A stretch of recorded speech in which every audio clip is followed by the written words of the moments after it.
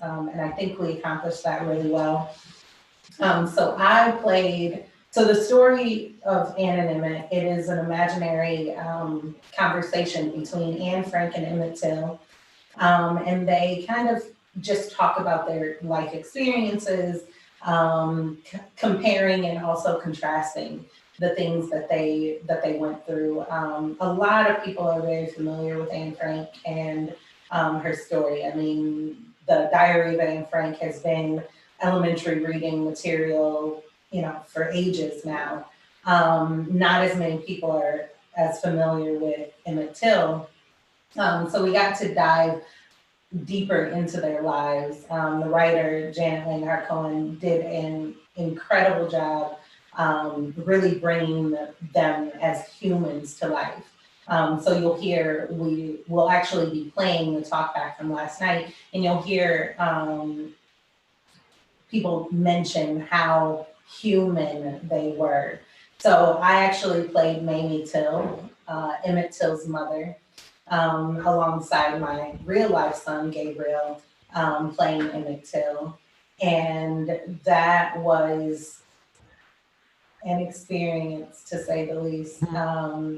The similarities between myself and the character. And my son is 15, and Emmett Till was murdered when he was 14. And there was just so much emotion in that piece from all sides, but especially playing a character who brutally loses her child while I'm watching my son play the character, who was murdered. It was definitely. So I don't know if I would have had it any other way, because it allowed me to be very vulnerable in that show. It allowed me to really connect. I didn't, I almost had to not dig deep in that character, where a lot of roles you play, you have to dig deep to, connect with the character. And for me, it was almost the opposite, because of all that was already present. It was a fantastic show. And I think the experience of not being able to put it on stage was kind of daunting to begin with. Like, being able to work through what it was going to look like. Rehearsals were very interesting, because outside of myself and my son in the same house, no one else was. Right. I've never met our director in person. I've never met the other cast members in person. So finding a way to connect to each other without seeing each other face to face was very interesting. Do you think the script was made it possible for you to have that connection, even though you weren't face to face with people? Yeah, I think one, because the cast is so small in the script, only 4 cast members. I think if it were larger than that, it may have been more difficult. But with it being such a small cast, we were very intimate, and we had time, in between rehearsing scenes to just get to know one another. We did spend a lot of time in the beginning talking about, we did a lot of research individually, and we spent a lot of time, sharing our stories of that research and learning what each person kind of connected to. I think that was really interesting in the getting to know each other phase. There's so much information on these two people. What stood out to each person really kind of spoke to their personality. We have Scott Baisden, who is a big theater buff and very into the history of it. And he was constantly finding references from the play that we didn't really have an understanding of, and like, hey, this is what she meant right here. This is what she was referencing. So that part, we were able to build that, stage family, even though we were miles apart. Right. Yeah, he sent an email today, or I think it was a Facebook message about how he still had Otto, his character, his head, and how he was having a really hard time shaking his character out of him. And then, of course, he plays a white racist as well. He had a double part, and how that was so incredibly difficult for him. And I think this brings me to how important it is for a community to have a strong theater company, because we go through life with these histories and we don't have a chance to really revisit them. And so when you have a strong theater company, especially one that really tells the stories of, someone like, the Jewish, the histories of the Jewish community, the histories of the Black community, we go along generations not really talking about these things. And so we're so able to go back to doing those things again when we haven't really learned from the first time, how horrible some of these things are. So I think when you have an arts community, and this is what I'm going to talk about a little bit with our people who are on with us, is how important it is to really, really support the arts in your city. We really want you to learn more about Ebony Road Players and support us, particularly because we haven't had a Black theater company in the city for a long time, probably about 20 or 30 years. And we are the only Black theater company in West Michigan.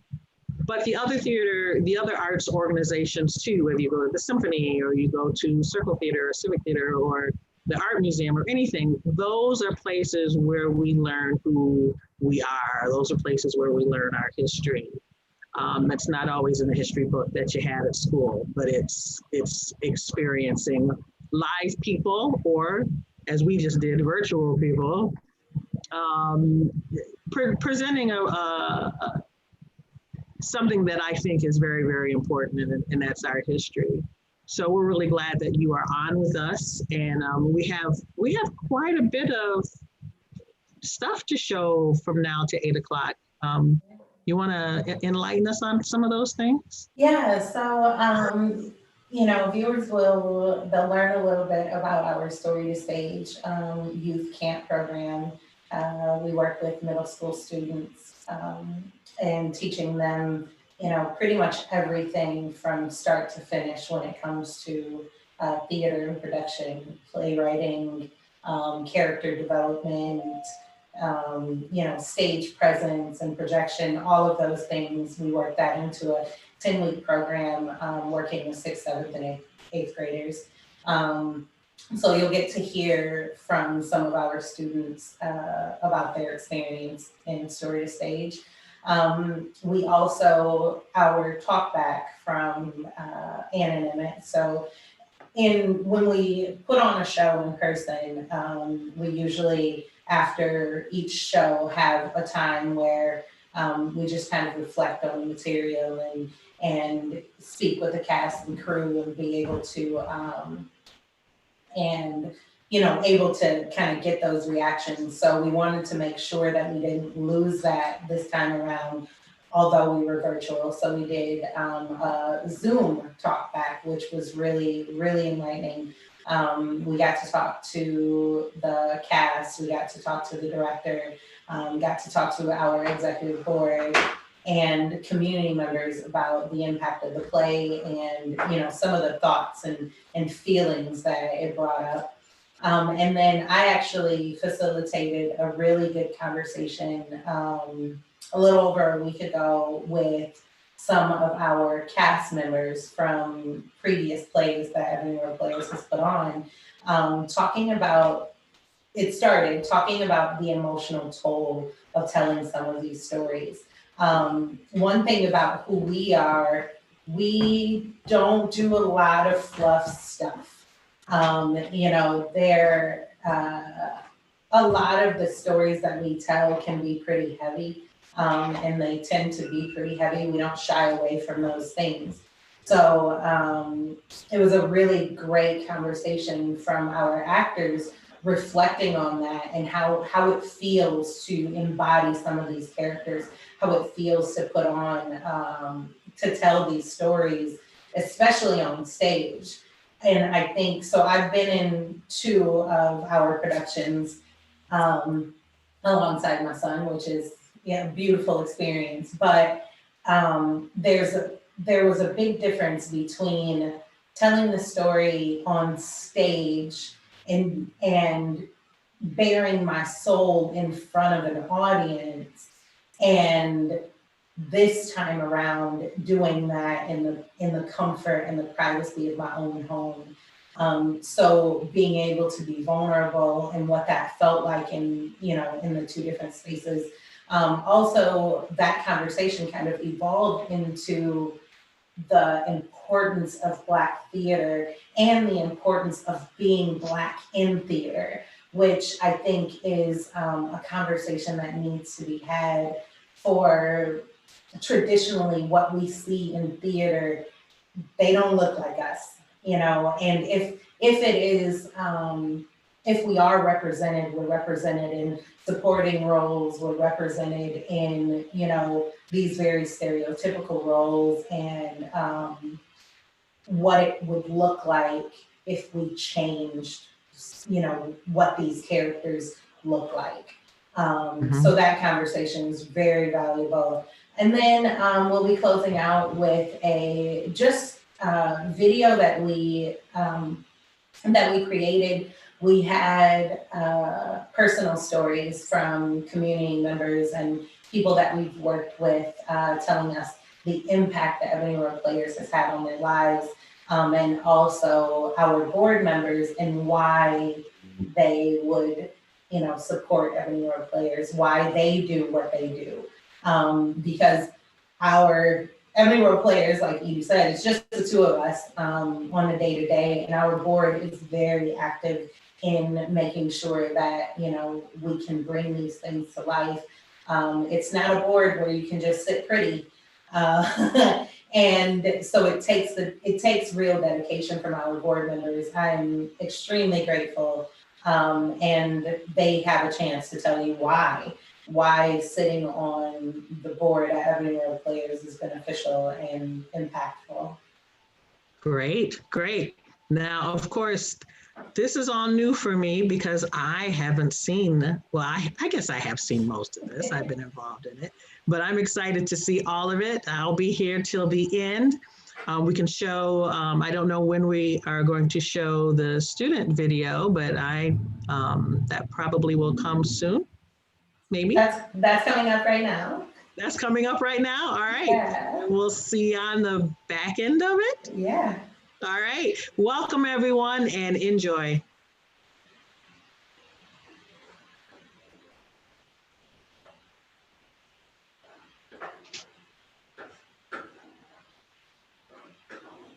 You think we got it? Yeah, it's queuing up right now.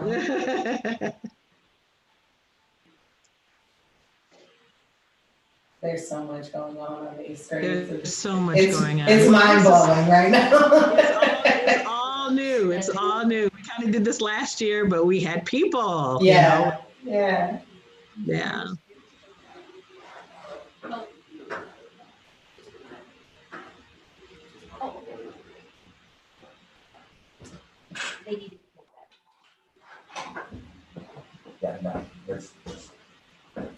I can talk a little more about Story to Stage too, if we're ready.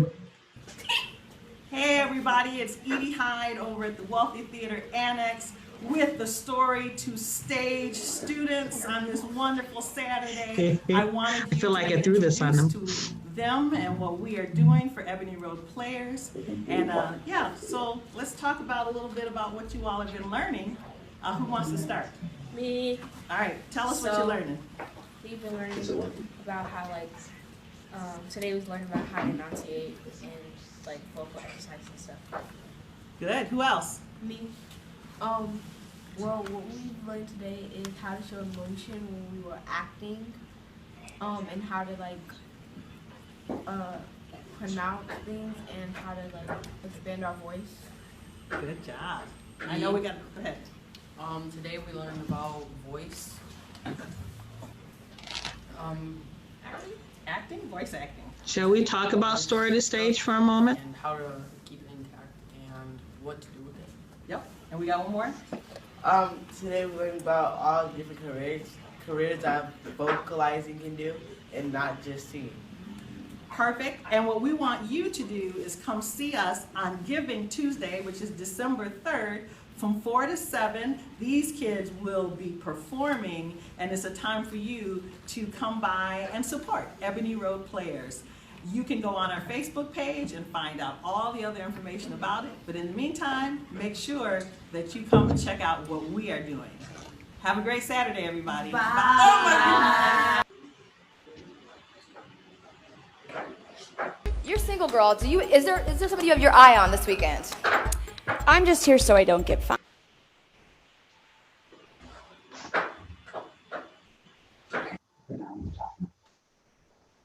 Are we done?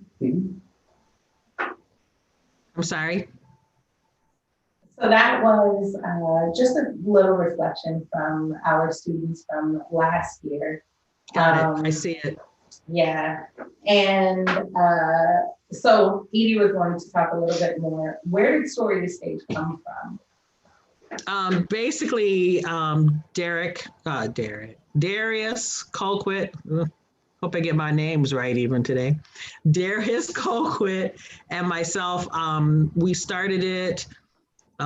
It's been different names, I think, over the years, but I wanted to start a theater, a little theater intensive for kids. So I'm thinking it started right after we started, maybe 2014, 2015. We got a small summer loan, not loan, but a small summer grant from the African-American, Grand Rapids African-American, what's the grant called? Heritage Grant. And so we started off by doing spring break and like a week in the summer break, little intensives, and had a nice crowd all the time. The kids were great with it. And then it grew in the past year to do a semester program. And so we're trying to keep them as semester programs right now. Of course, we weren't able to do it this year. Because of COVID, and we really tried to, of course, we tried to, put it on Zoom. So we just got to figure out a way to rethink it all. But yeah, I started off with just, hey, let's do something for spring break. Let's do something for summer break. Darius, who's wonderful with the kids, they love them to death. And we just started doing these little writings, and performances, and the parents absolutely loved it. So Story to Stage was actually my introduction to Ebony Road Players. Okay. So my son, he's been in theater since the second grade. that's right. Very, very theatrical kid that I have. And so we stumbled across, it was called Pavements, Penning Pavements, I think. And Pencil to Pavement, yes.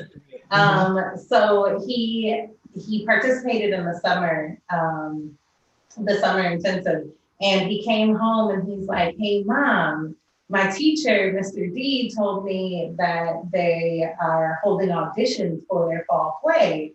Will you audition with me? And I said, okay. So I've never been on stage before, but anything that he wants, sure, I'll go with you.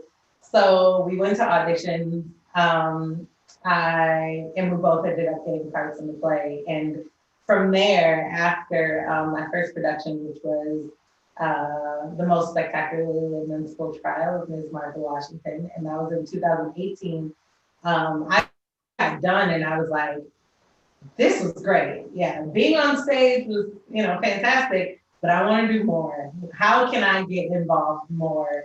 And then, this very serendipitous sort of experience led me to an official position here. And I I wouldn't have it any other way. What we do with these students especially is so powerful, and watching them from the first day of class, and they're shy, they don't want to talk much, to by the time the production happens, they are just bubbling and so full of life, and talking about what they want to do with theater later on.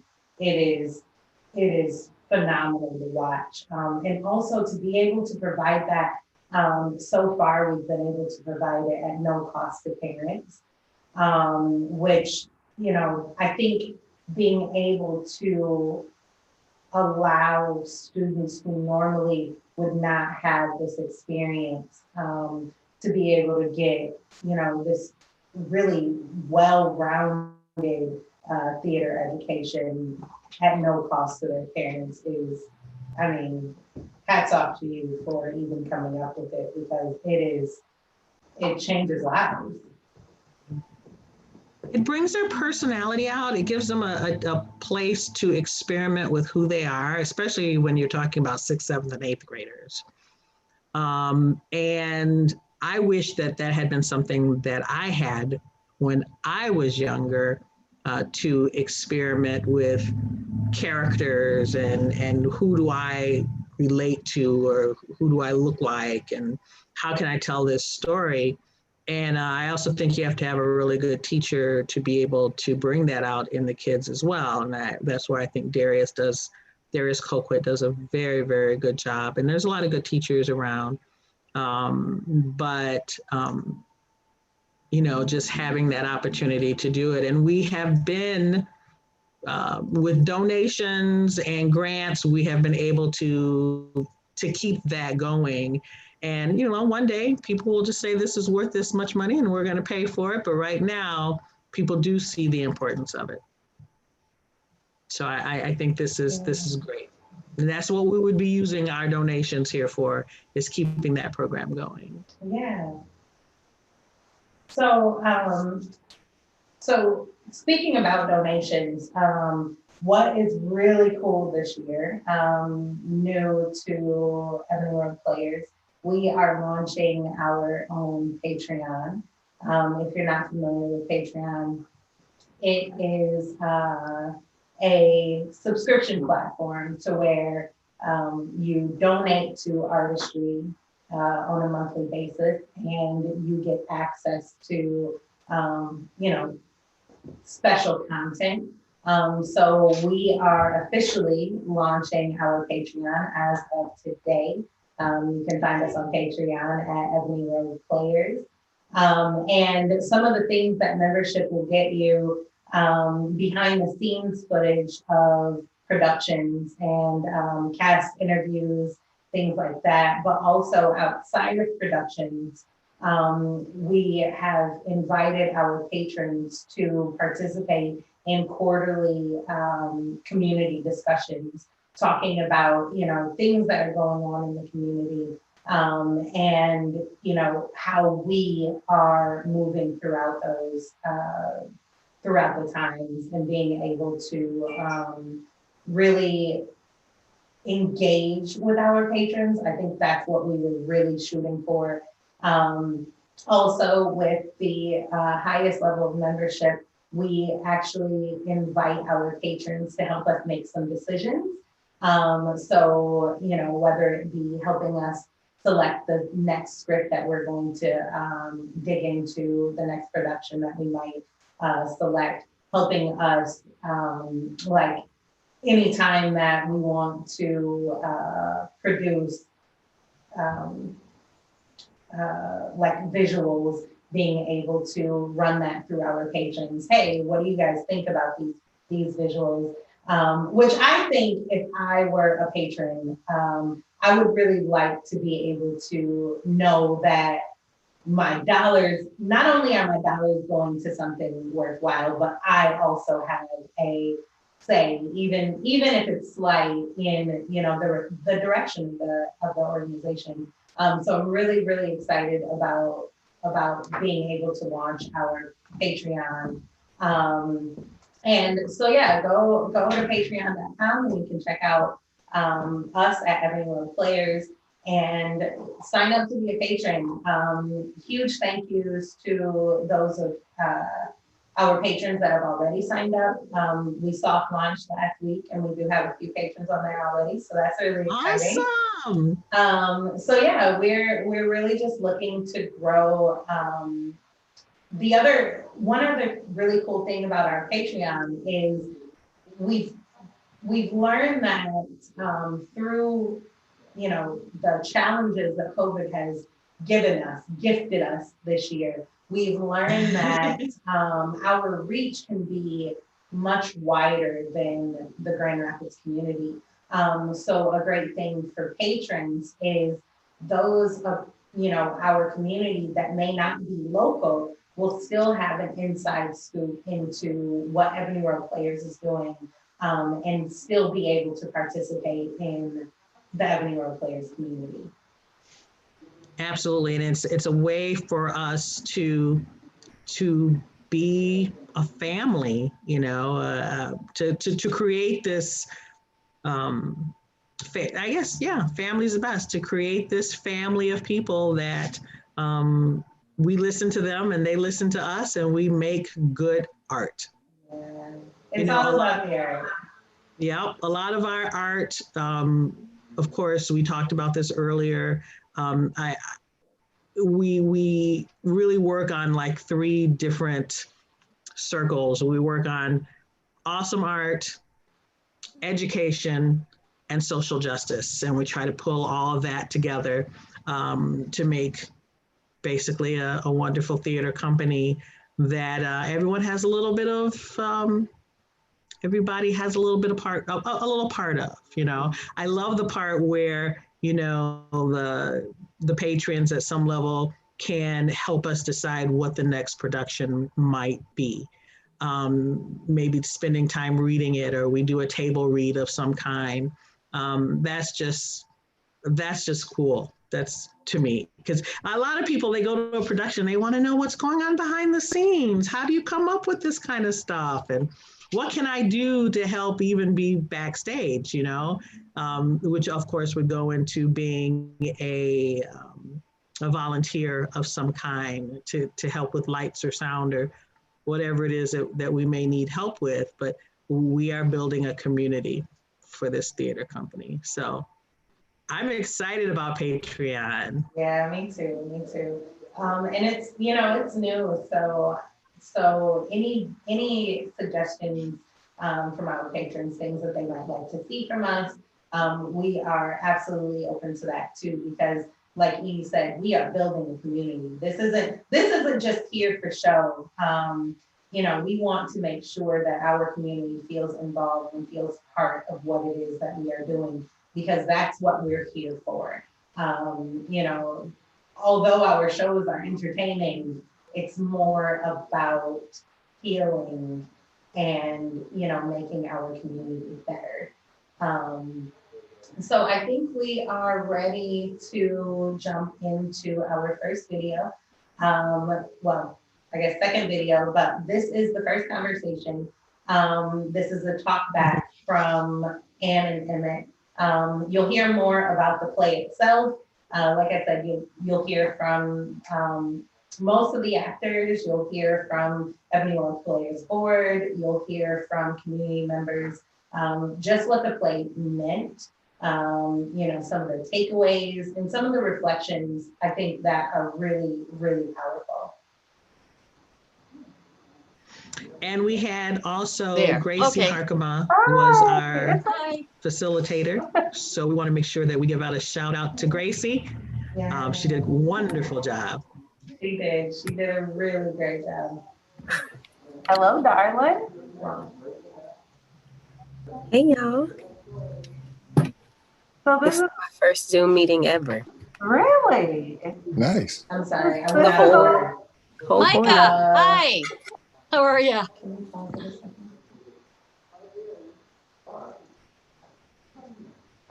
Am I back on?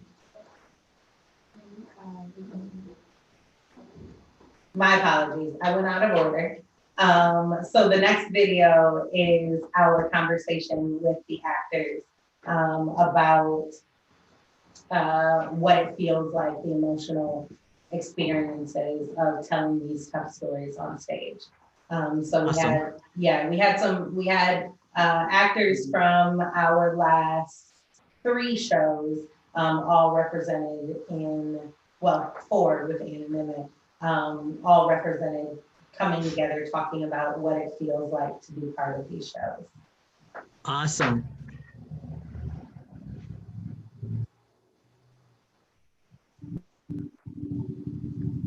There. Okay. Hi, it's Hi.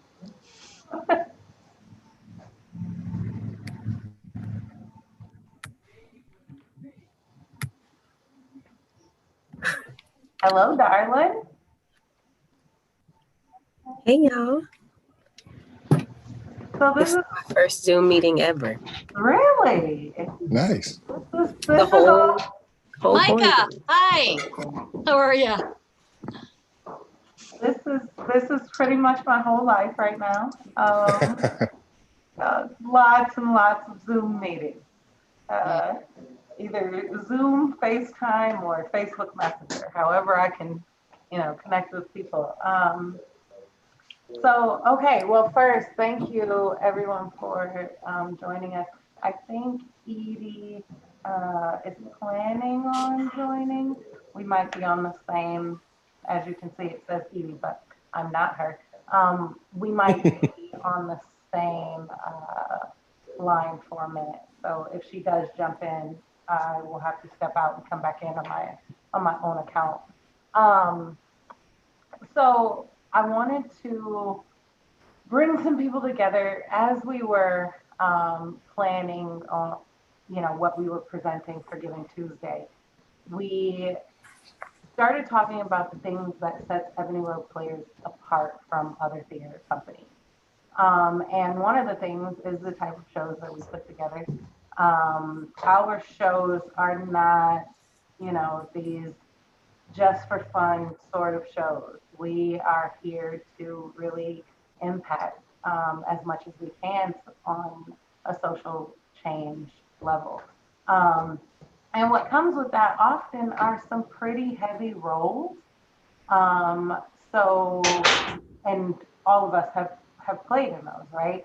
And I think that as a viewer, people don't recognize how much of an emotional toll that takes. So I wanted to have this conversation to really, paint a picture of what it's like to take on some of these roles that we take on, to talk about some of the things that we talk about on stage, because it's fun mostly, but we are stuck reaching deeper, and you have to tap into some pretty dark places to get to the bottom of some of these roles, and so I just wanted to really jump into that and take a deeper dive. So ideally what we're going to do when this is presented, we are running a 4-hour sort of marathon-ish style live stream on Giving Tuesday, December 1st.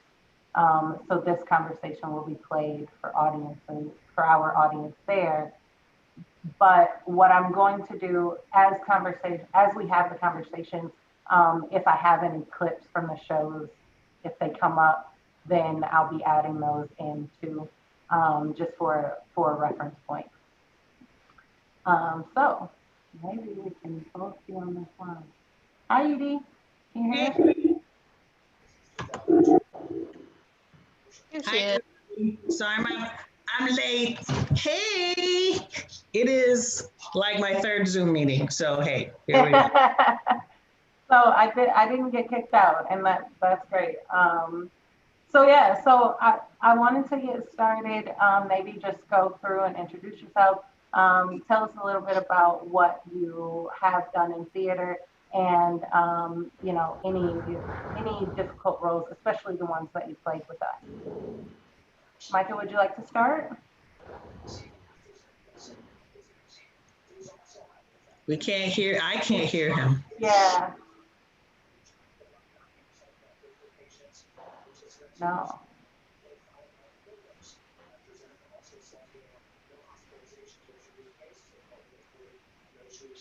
Can you hear me? Yeah. There you go. There you go. Oh my I God. guess I gotta talk directly into the mic. I thought I turned up my sensitivity on it, but that's okay. So yeah, I'm Micah McDonald. I've been doing theater since my sophomore year of high school, which I believe was like 2013, 2014. Um, Yikes. yeah. I've done a bunch of different stuff in the community, starting off with doing things with Civic and then Circle and then moving over to Ebony Road Players. And I want to say that when I did For Colored Girls with Ebony Road Players, that was actually like one of the hardest parts that I've had ever. Yay! Like I've done like one of the more emotional shows that I've had to do was Ragtime that we did at Civic. Um, but that was still an ensemble part, but just the entire weight of that show was heavy. But then that was the only thing dealing with race, dealing with anything like that that I've had to do theater wise, and then coming over to Ebony Road Players, doing For Color Girls, playing Bo Willie. That one challenged me in many ways. Just playing a character that I would never imagine ever having to play, and trying to put myself in that place to try and be so out of character. That's what it does a lot. We have to go out of character to get into these characters. Eric, how about you? Yeah, so with playing Richard Loving in Loving, it was I think the biggest struggle for me, like as a white guy, was trying to not put 2020 values and insight into into that era and the lingo that was used.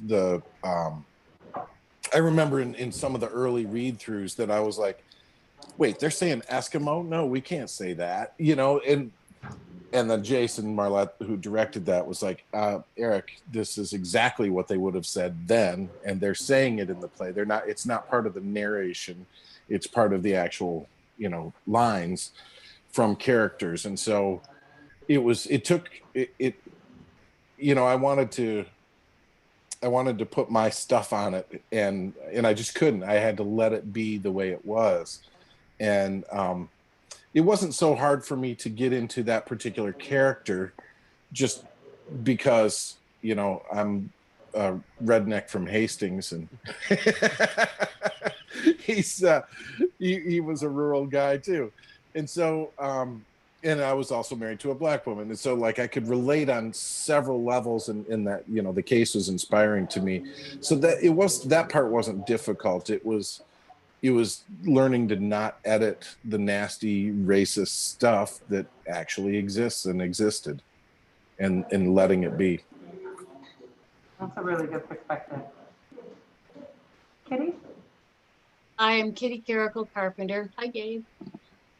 I've done theater a long time locally. Most of my work has been with Actors Theater, but I had the wonderful opportunity to play Martha Washington, and I hope I get the name of this right, for Ebony Road, The Spectacularly Lamentable Trial of Ms. Martha Washington. I got it, yeah. That I was in with both Kiana and Gabe, lucky me. And like Eric, it was very hard to not approach this character from a 20th, 21st century lens. This is a woman who owned slaves. She owned people and thought it was perfectly fine. And some of the things she would say or do, I was talking to some of the other actors, because we all had lines like this, but I said, oh, I hate myself when I say that line or when I do that. And that's really hard to overcome. You just have to say it and hear the audience go, oh, I've had a couple roles, mainly at Actors Theater, where I really had to do some deep dives that were almost physically painful. And Martha Washington didn't get to that point. actually one of the most painful things during that show was watching another scene where a character is dragged off stage and sexually assaulted. And that happened, the prelude to that was 5 feet from me. And that was really difficult every night. So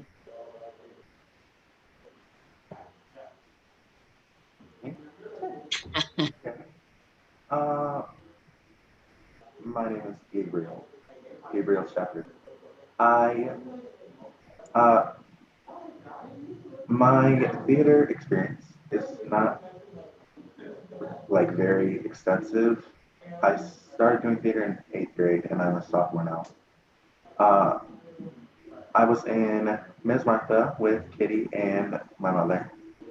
And I think my most difficult role was definitely that of Emmett Till in this most recent play. And I won't get into detail because technically it's not out yet, but it's just like, I don't know, I guess I never really took his story like lightly, but this playing this role really made me like take a deep dive into like who he was and like he was just a regular kid and it was really hard for me once I really got into character.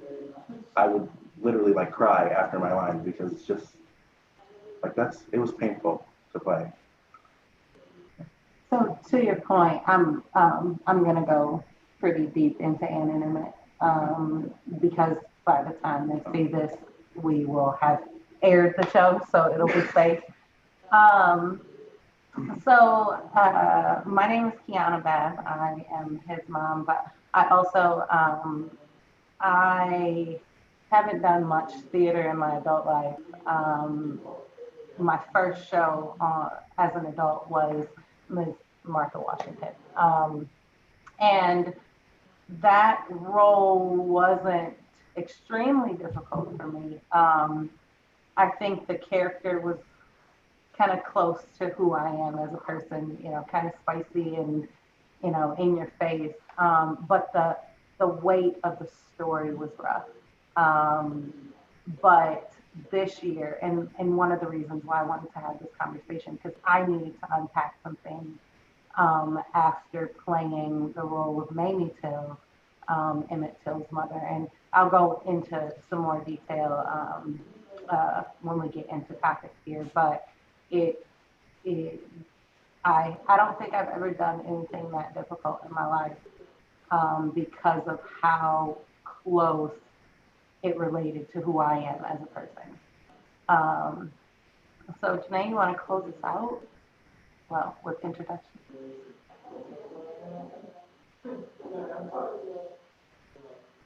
Okay. You guys hear me okay? Yeah. Hi, I'm Janae. I've been acting in theater since I was about 10, so 20-ish years. And some heavy parts for me were the Four Color Girls. The whole show was amazing. It was odd to feel so full at the end of a rehearsal and at the same time feeling so drained. Like working with such a phenomenal group of Black women at that time was just remarkable. Like I had never done something like that, and to experience that with all different types of women, every different type of Black woman that you could encounter was in the show. And none of us, I think, were playing someone who we were, because everybody was so different throughout the show. Another one was Disgraced. And I played a lawyer who had gotten partner over her Middle Eastern colleague. And, we had to use the not so sweet dialogue, but that was set in modern time. So it was set now. And it was just weird having that type of dialogue in 2000. I think that was 2018. No, it wasn't. It was right after right after Trump, like opening night was right after Trump had got elected. Like we found out Trump had got elected, and then opening night was the following night. And I had to like get called an N-word on stage, and it was a lot. And Ruined. It is a play about ruined women in Africa. And we had a similar scene to yours, Kitty, where we had a woman get pulled off stage and there was war and, you know, and it was a lot. And preparing for those shows. So Ruined was like my first real show, like my first, oh, I'm about to do it. And for it to be so heavy, for there to be, I think there was like infant loss, war, drug use. There was all types of things in this show. And I'm really happy. I'm like super sweet, very cherry pie, very girl next door. And coming into the scene, and I was working with all these great actors, I just remember being like, okay, you know, you have to really dig into something that you've never really had to dig into, and doing the research and seeing all of the horrible things that are associated with this particular war in Africa. And it was something. It was certainly something to learn from, and then to learn about it and translate that in a way that is respectful to what is going on over there. It really changed how I did theater. You bring up a good point, and I think that's where I'll start. With a lot of the roles that, you know, especially the more difficult roles, there's often research that comes into play, right? You have to get some background, especially the historical pieces. There's some digging that you have to do. Did anyone come up with any like, wow, I knew it was rough, but I didn't know it was that rough? And kind of confronting those feelings, or maybe even feeling like, wow, I had no idea. Go ahead.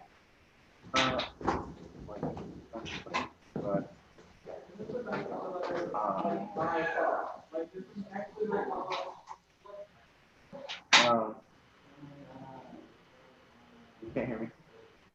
I can hear you better now. Yeah.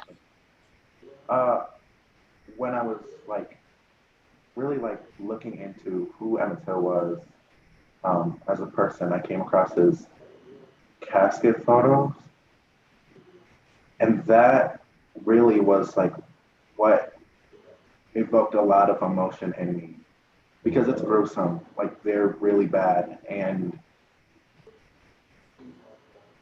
I don't know, it was just really sad. Yeah. To what the young one is saying, researching it can be tough. So for Ruined, to research this group of ruined women and some of the different brutalities that they were experiencing in foster homes and brothels, in what are the camps called where you go for safety? Refugee camp.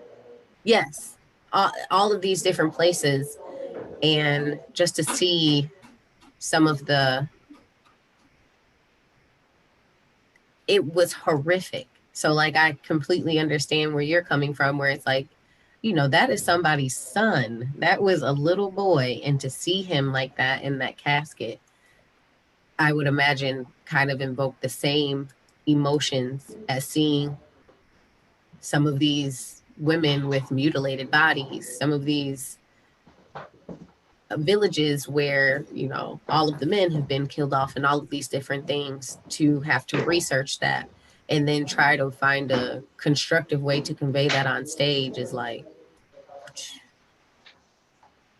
Yeah. So for me, I think the most it kind of set in motion how difficult the play was going to be for me. So I had no idea that Mamie Till, so she was 21 when she had Emmett Till, and if I'm not mistaken, and I was 20 when I had my son. And so Emmett Till was murdered, brutally murdered when he was 14, and my son currently is 15 years old. Like thinking about, on top of that, the other thread is he was her only child. And this guy right here is my only child. And from the very beginning, from the first read through, it was like, I couldn't even contain it because I no longer could separate myself from that character. It was just too close to home. And I remember going through the first read through and she was like, oh, that was a lot of emotion. It was like, I could not help it. I absolutely could not help it. There's a scene where we go into depth about his murder and Mamie's reaction to his murder. And it's just heart-wrenching because I know that feeling. I know the feeling of sending my child, my only child, out into the world. And all I can do at the end of the day is, hope that he will come home in one piece. And for so many mothers, but especially mothers of Black boys, that is not the case at the end of the day. And so we also started working on this play. We've been working on it in pieces since May. And we started working on it right after the news of George Floyd's murder. And all of those feelings kind of coming out, right there at the table. We're reading through it and I was like, well, I have no control over this, none whatsoever, because it was such, it tapped into such raw emotion that is every mother's nightmare. And the likelihood is more probable for some than others, So I do have a very tailored question, and this is for Kitty and Eric. There are a lot of people who question if being a non-Black person, if you have a place in the community with Ebony Road Players, right? Because we are a Black theater, we hear this often, well, I'm not Black, it's Black theater for me. Could you two speak to what that experience is sort of like in working with a predominantly Black cast, working with a Black theater as a non-Black person? And did you feel out of place?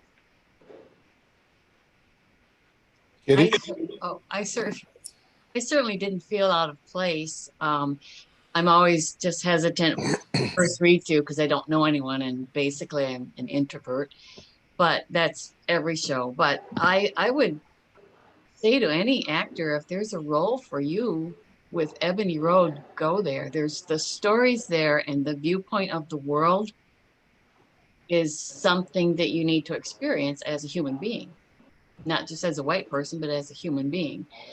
I never felt, well, my character was set apart because she owned everybody. Not a good way to make friends, but no, I never felt out of place. No matter who you are, what you look like, you come in, you do the work. That's what that's what you're supposed to do. You come in, you do your work, and you're accepted. So. For me, it's some people might perceive or try to conceive of Ebony Road Players as a Black theater company. in a sense of being Black only theater company. And it's not that, it's a theater company, perhaps majority Black, that tells Black stories, but the American stories and Black stories always, or not always, but often involve white people in America, especially when we're telling hard to tell stories. It includes white people. And we don't, I would imagine Ebony Road doesn't need just any white people to show up to play roles. They would probably prefer people that would invest themselves in really understanding the stories and wanting to get those stories heard so that they can impact the community more. Yeah.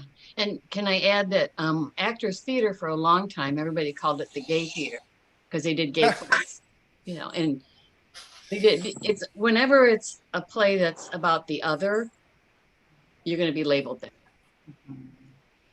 Absolutely.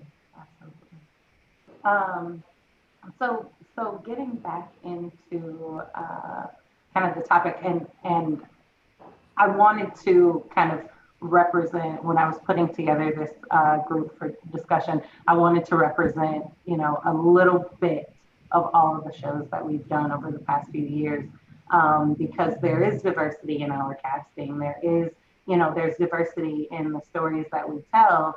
And I think, like Eric said, Black history is American history.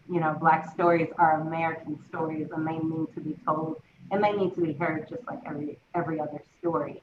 So I wanted to, I know we kind of dabbled in it a little bit, talking about our experiences, but if you could walk us through like one of the most difficult scenes that you played in, and what you had to do to not even get into character, but sometimes recover from that character. Because for me, I think the recovery becomes even more important than the preparation. Mm. Who wants to take that on? Can you hear me? Yeah. Okay, I can start. Um, Playing Bo Willie, that was just like a super hard character because I had to be beyond angry. And like when I say beyond angry, like a crack user, veteran who's been out, he's seen things, now he's home, he's using drugs, he's unhappy with his life, he's paranoid, like extremely paranoid in his relationship, in his life, like just in every aspect, insecure, all of these things, doesn't even know how to deal with it. Like hasn't been taken care of from being a veteran to coming home and just like utilizing drugs. Like how do I come in to play that character, to play that part? How do I work myself up enough to being that angry, that insecure, but feeling justified at the same time in all of my actions? Like I always, with every single character, I always tell myself that no matter whether I feel like what I'm like personally, whether I feel like what's going on is good or bad, I have to feel justified in the action that is taking place because that character believes that what they are doing is the right thing, whether it's right or wrong. And because I'm drugged out, I felt like me being abusive to not only my girlfriend who I wanted to marry, but my children. I felt like that was justified because of how I was feeling. And so like to work myself up to getting there, like that, just working myself up backstage was like hard enough because like I had to, like I would like do an absurd amount of push-ups until like I couldn't do it anymore just to get my body warmed up and like worked up, because like when I get that energy flowing through my body, it's like it's easier for me to just kind of like feel more aggressive after just working my body up like that. So now I have my body in that mindset. Now let's move my head into that state. So now I start talking to myself backstage, like just mumbling excessively to myself. All the things, like some of my lines, all the things that I feel like he would say to himself, some of the things that he says to her, I'm like giving myself like the moment before. So all the things I'm going to say to her, like that I want to say to her, what kind of things am I saying to myself to justify what I'm about to go say to her? And I'm saying these things on repeat to myself to justify and get myself in that mindset. Oh, like she doesn't want to marry me because she's probably cheating on me. Those kids probably aren't even mine. Like, all these different things, just recalling, having PTSD, recalling things from me being a veteran, me going to war, me doing all these things. That's working up to the moment. Then going out there and essentially kind of just doing it, because when I got myself that worked up to the point where it's just like, okay, now it happens.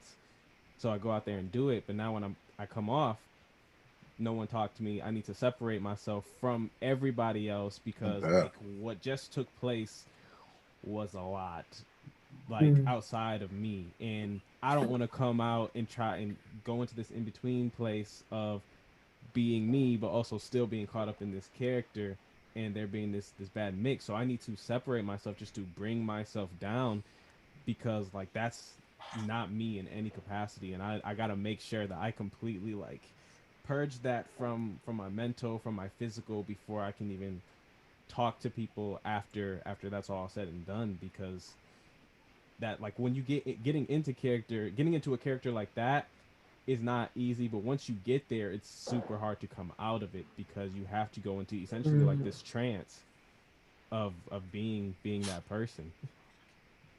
Yeah, I agree. I remember closing night, and that performance was just, I believed that I saw you backstage, and I was like, I'm gonna go over here, because it was radiating. And I think sometimes we have to go that deep to really give justice to this character. And I think you made a really good point that I never considered, is that in whatever scene, whatever play that you're doing, they have justified their behavior. They've justified their language. They've justified it all. And it's very easy, kind of to Eric's point when we first started, it's so easy for us, as these empathetic human beings to judge that so hard. And you have to be able to relinquish any sort of judgment in order to play some of these roles. And that's hard, because sometimes you come out and there's almost this blurred line between my morality and my character's morality. And you have to come back to, well, me as a person, yeah. I would never. But those things, like you said, you have to, and it takes a minute to be able to really separate out, like, that was the character. That is not real life. It's almost like waking up from a bad dream. Yeah. Like a nightmare, and you're like, this felt so real. Yeah. And then you have to, observe your surroundings. All right, this is not real. Eric, you were. Yeah, I wanted to ask Mitch, was after you played that role, did you have like a period of time after the show ran where you were still trying to detox from having played that? That scene was one of the last scenes in the show. And so like right after, I had like a short amount of time to kind of like let the rest of the show go play out and kind of get myself together. But like immediately after all that's done, I kind of just like, I go to the other side where there's no one else is over there, and I kind of would just sit to myself, and I'd kind of just like hold my head in my hands, and kind of just sit there, kind of just breathe a little bit, kind of just like talk myself down, because like, there's so many things that after that are going through my mind. Because as a performer, I'm thinking, okay, how was my performance? But then like as a person, I'm thinking, okay, well, let me get myself out of those feelings, because I don't want to come off and still be a little bit snappy, because I was just beyond pissed off when I was on stage and fighting and doing all these crazy things. So it's more just like a, let me breathe it out.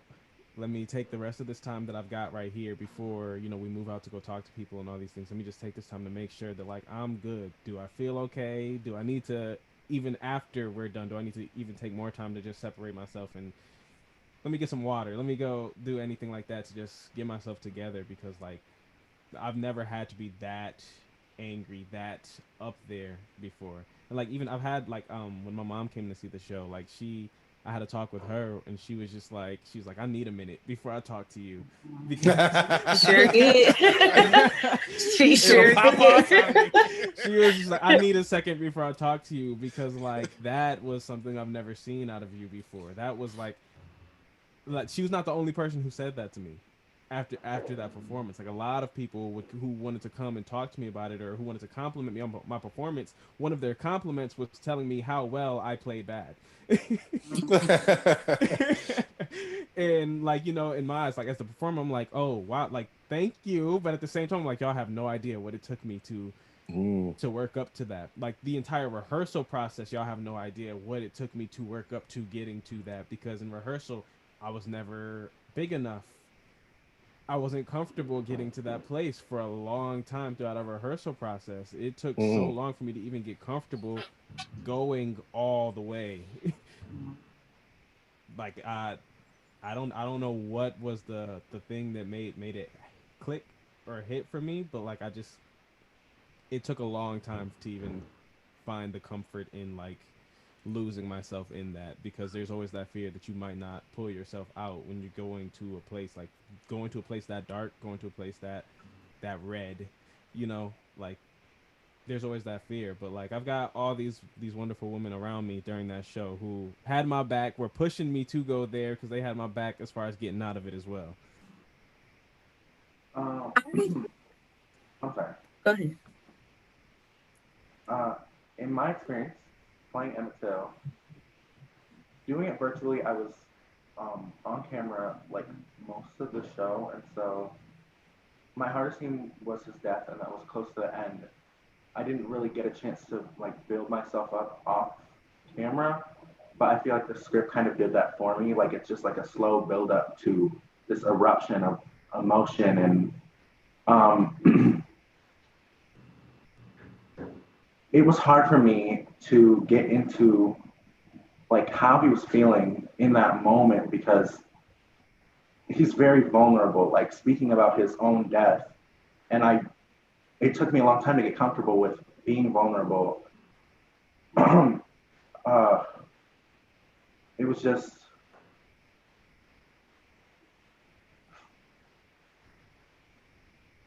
okay. And then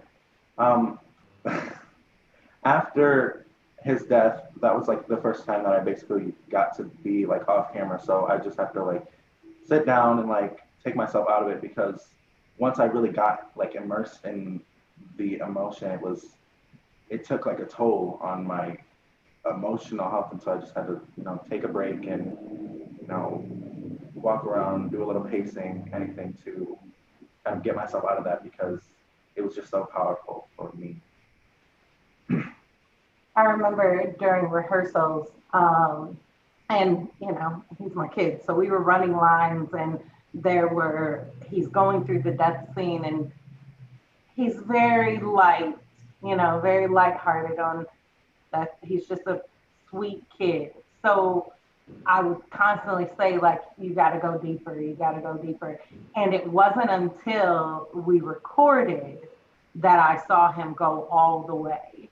And that was, so it goes his death scene, and then I come on after that. And he actually goes all the way in that moment. And it was the most heart-wrenching, like, because not only was I already Mamie Till, right? But now my son has become Emmett Till, and it was like, I try and tell people I don't think I have taken on any responsibility as heavy as that one, because you know it was too surreal, and then to have to come on and deliver lines not being, you know, a complete wreck, because that's really what it felt like inside. It was on top of, you know, having to deliver the lines, but having to be understandable, you know. And so for me, there was this necessity to kind of cut that off a little bit, because like Micah said, it's easy to go too far, and for that to just consume you. So it became like I had to, and I really just had a split second, because I came on right after he goes off, and I had a split second to separate that out, but not too much, because I needed that emotion to then deliver my reaction. So it was extremely challenging, to hear him in pain, and then, to express the pain behind that. I have a song after that in that scene, and first off, I don't sing.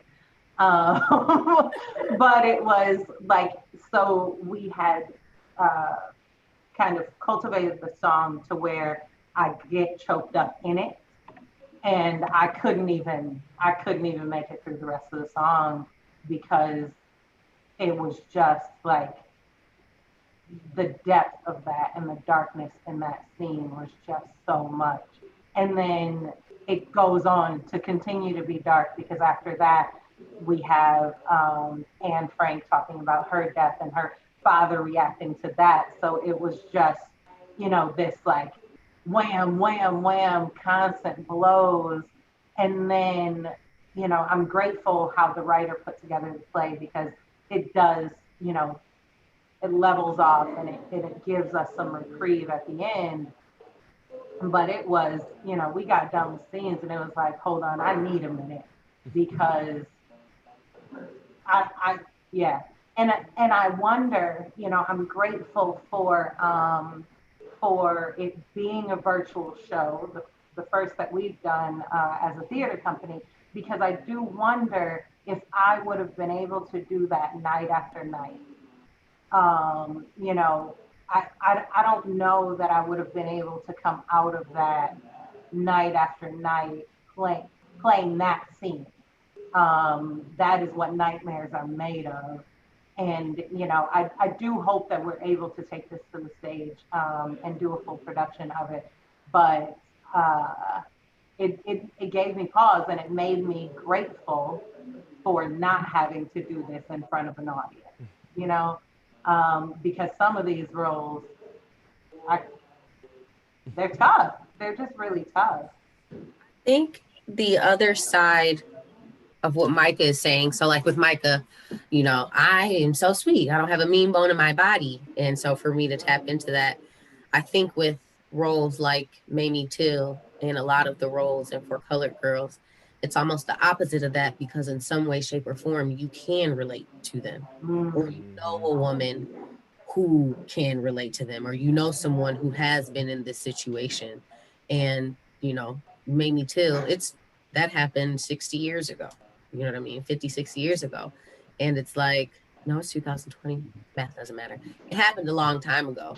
And those types of fears have not changed. There are moms who still do not let their kids stay the night at people's houses. There are parents who don't allow their sons to go to the malls and the different things by themselves, because this is still something that is very alive and very current. You could take Mamie Till's story and drop it in 2020 and change some of the verbiage, and you would think that it was a story from 2020. The same thing for Colored Girls. There are all these different women in all these different scenes from all these different walks of life. And if you take the time to read through the material, if you know women, I can almost guarantee that you know a woman who's experienced something like this. So for me personally, for Colored Girls, it was more so not separating myself from the character because it was too heavy, but not making it personal. So some of the scenes that applied to me that I had worked through on my own and had my friends have worked through, and these are different life experiences. Now it's like, okay, you have to focus on the performance or you'll get lost in yourself. Not, I have to focus on myself or I'll get lost in the performance. I have to focus on the performance or else my own thoughts and my own processes that I worked out going through this part of my life will start to come through, and that's not always what works for the character. And for Color Girls, one of the monologues that I had to perform was about abortion. And when I was younger, that was something that I had to experience, and it wasn't something that I had ever thought that I would have to experience. It wasn't something that I necessarily wanted for myself. And the first night at rehearsal that I had to perform it, I just cried. I cried through the whole monologue. But I needed to do that in that time because I didn't want to bring that on stage. I didn't want that to come through on stage. I wanted to perform and bring life to the character and take myself completely out of it, regardless of my past and personal experiences. Yeah, you always have to have control on stage of no matter how horrid your story is or what you're doing. And that's what rehearsal is for. That's your time to get to that place. Whether like Micah, it took him a while to get there, or some people, Janae right off the bat. You use that rehearsal time to get where you need to go, but also to have that bit of control. And that's how you get through it night after night. Night after night, exactly, yes. There's just still a little bit of a reserve, or I don't know what it is, but it comes with experience a lot of times, or you can just do it, but just maintain that piece of yourself and do what you have to do. And it doesn't take away the emotional devastation you feel after doing something, especially when it's so close to you. You can get through it every night because that's your job. Yeah. Yeah, absolutely. Eric, did you have anything on that? I did, but it got lost when I started thinking about other people's experiences. I'll have to come back to it or skip it. So the other thing that I kind of wanted to touch on was, does playing telling, a difficult or traumatic story on stage, does it make you more likely or less likely to take on a lighter role? For me, I think that I almost need a lighter role to play next in order to balance this out, because I don't know that all of my experiences in theater can be heavy experiences. I wonder if I would, have the same liking, because I do, when in reflecting on this role, I had to be honest and say, I don't know that if I would have known that I had to go as deep as I did, I don't know that I would have taken it on. I'm glad that I did, because I think, I did my best to do her justice. But I do, now I want something soft and sweet to make it fun again. Like I need that for myself, because I love theater, and I love, I never thought, it was that sort of, you don't know you need it until you need it sort of thing. And now it's like, okay, well, I want to keep doing this, but I also, I don't want to do this ever again. So, am I alone in feeling that way? I can say that back in 2017, that's when I did Ragtime at Civic. And just Ragtime takes place in the early 1900s, so the beginning, top of the century. And it's all about race relations. You got Jewish immigrants, you got the white people with money, you got black people who are doing their own thing.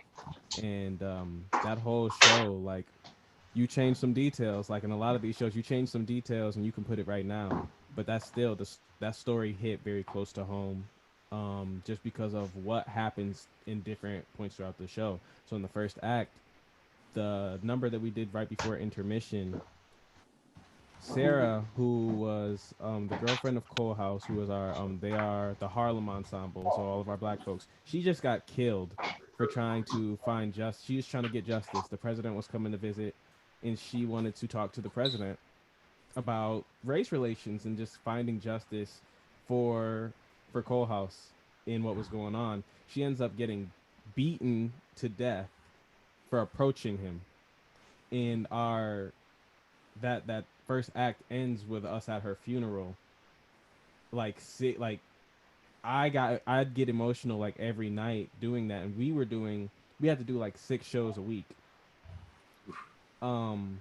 In that entire show, that entire experience is heavy because we're coming off of that first act at a funeral for her, and then boom, going into the second act. The end of the show ends with Cole House had to deal with all of these different things. This is the mother of his child who just got beaten to death. So now he's on a rampage. He does not care anymore. So we get to the end of the show where he's basically holed up in this building. He's got a few people in there with him. They've all got guns. They've all got weapons. They have this mission that they're on. Someone gets him to surrender peacefully, and he walks out, hands up, and they gun him down. After he says, "I'm gonna surrender peacefully. You've made me like just regain a little bit of my consciousness," and then bam, a story we've seen on repeat. On repeat. I open up Twitter and I see that same exact thing on repeat. You feel me? We turn on the news, we see that same story on repeat. It makes me kind of glad that the show I did after that was just about dancing. Like right after that, I did chorus line. So it's like, I just get to focus on choreography. Like there's nothing crazy going on in this next show, because in that show, it's like I have to deal with the weight of like, this is a story I'm telling about what race relations were like in the early 1900s, and like there's a mirror to what's going on today. This is 2017, but like this stuff has been correlation. Yeah, you know, direct correlation, because ain't much changed. What's nothing changed? has changed. Exactly. And the same thing with like for colored girls, like I don't even know what show I did after that, but I know it was probably like a little while. Wiz. Oh no, I was working on Elf. On Elf. So yeah, that's a Christmas show, you know? There's no worries, nothing heavy about that show at all. Coming off of that, where it's like a big talking point in the black community is between just the men and women in our community. Black men versus black women, and how women are not feeling very protected or taken care of by the men, and how in some cases the men, it's like vice versa, but how we've got this disconnect between us. And then me, growing up in a single mother household, I'm the oldest, but I've got younger sisters.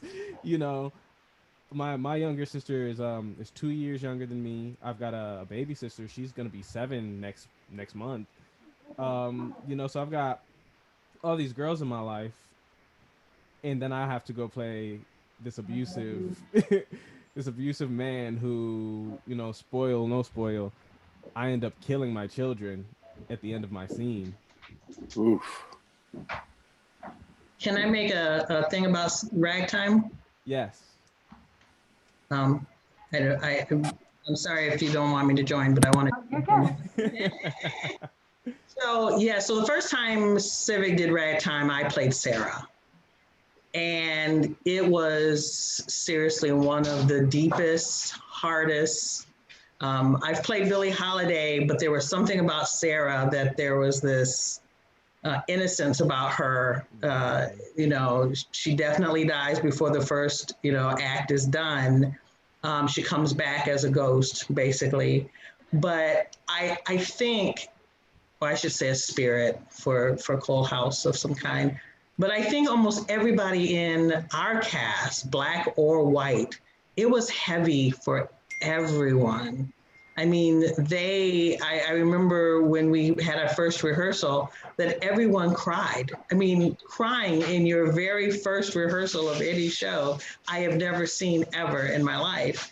And the show was just so, I mean, my death, of course, Sarah's death is devastating.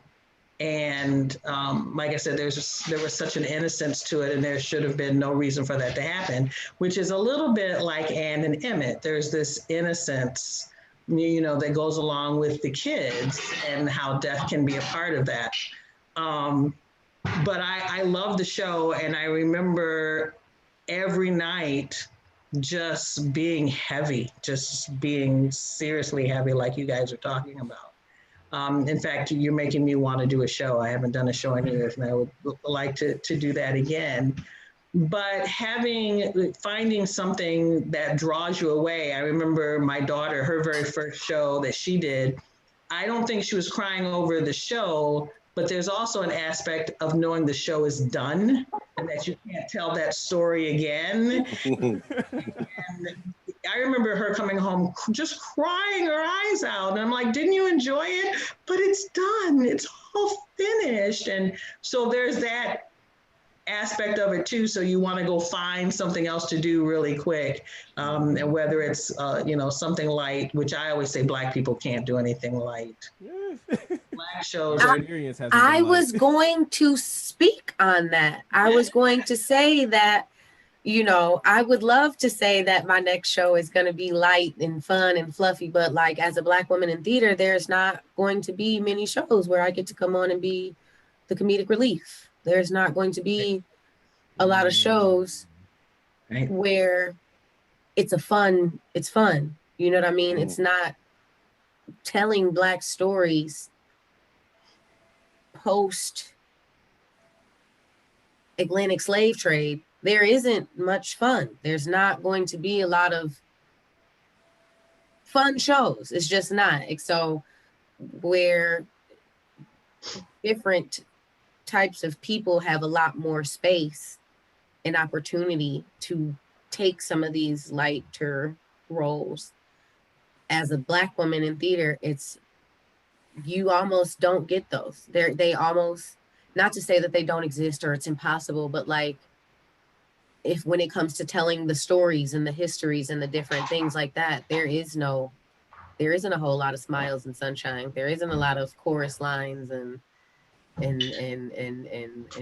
jazz singing, and there's our history is so beautiful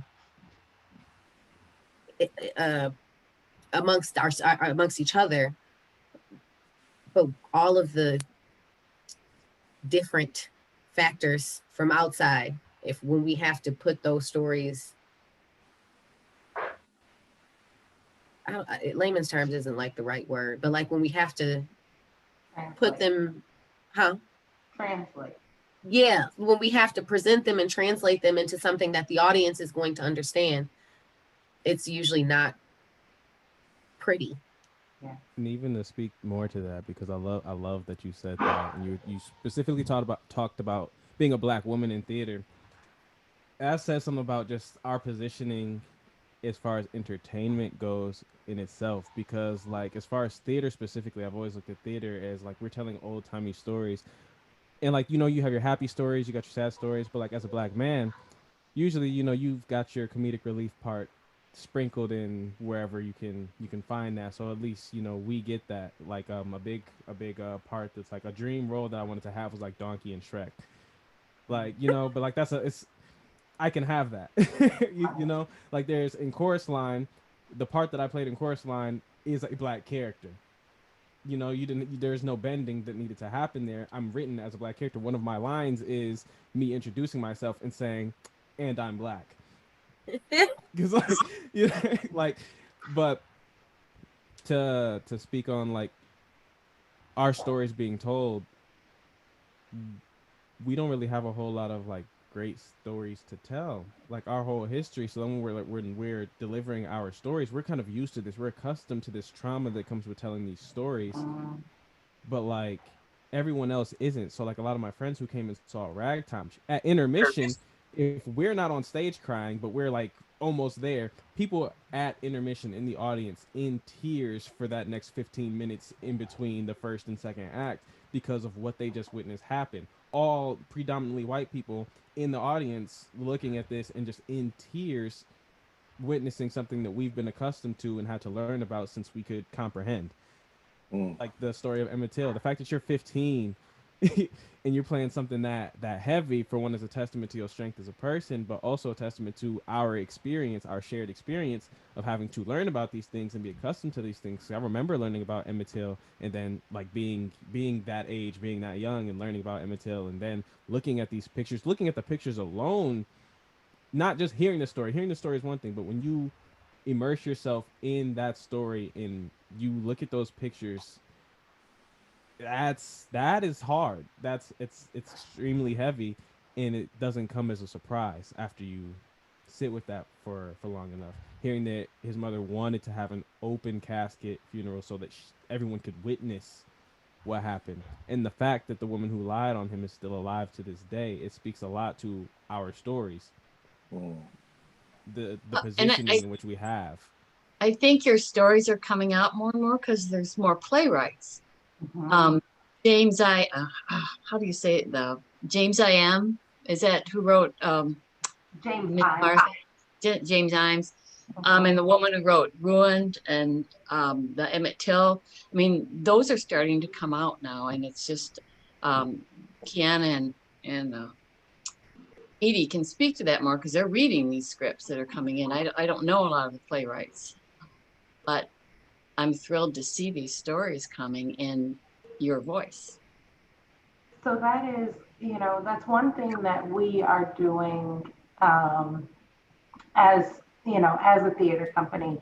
It is our goal, regardless if we can cast with Black people, if we can direct with Black directors, if we can, if we can do, behind the scenes with Black artists, we are absolutely committed to producing Black shows by Black playwrights. And so that does, it does a couple of things, but we get to tell our own stories because we've also seen that there are Black stories that exist in theater, but they were not written by us. They are not authentically ours. So you are getting this level of authenticity in the Black story. And I think that's what makes, to Janae's point, that's what makes them so heavy, is because they're authentic.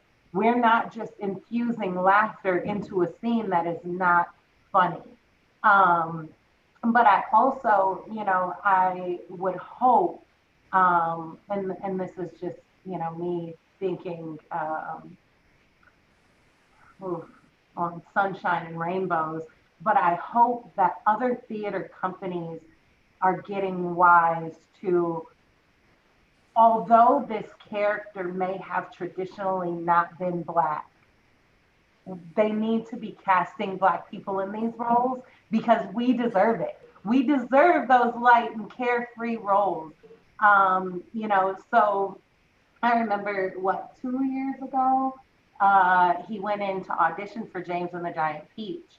And something like that, like traditionally, regardless if it was written for a white character or not, traditionally it has been played by a young white boy, right?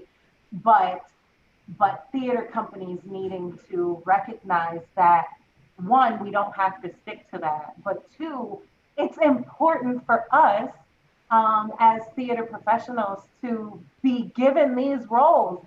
Give us the opportunity to do something fun. Give us the opportunity to, take part in this fluff play that is just, here to make people smile.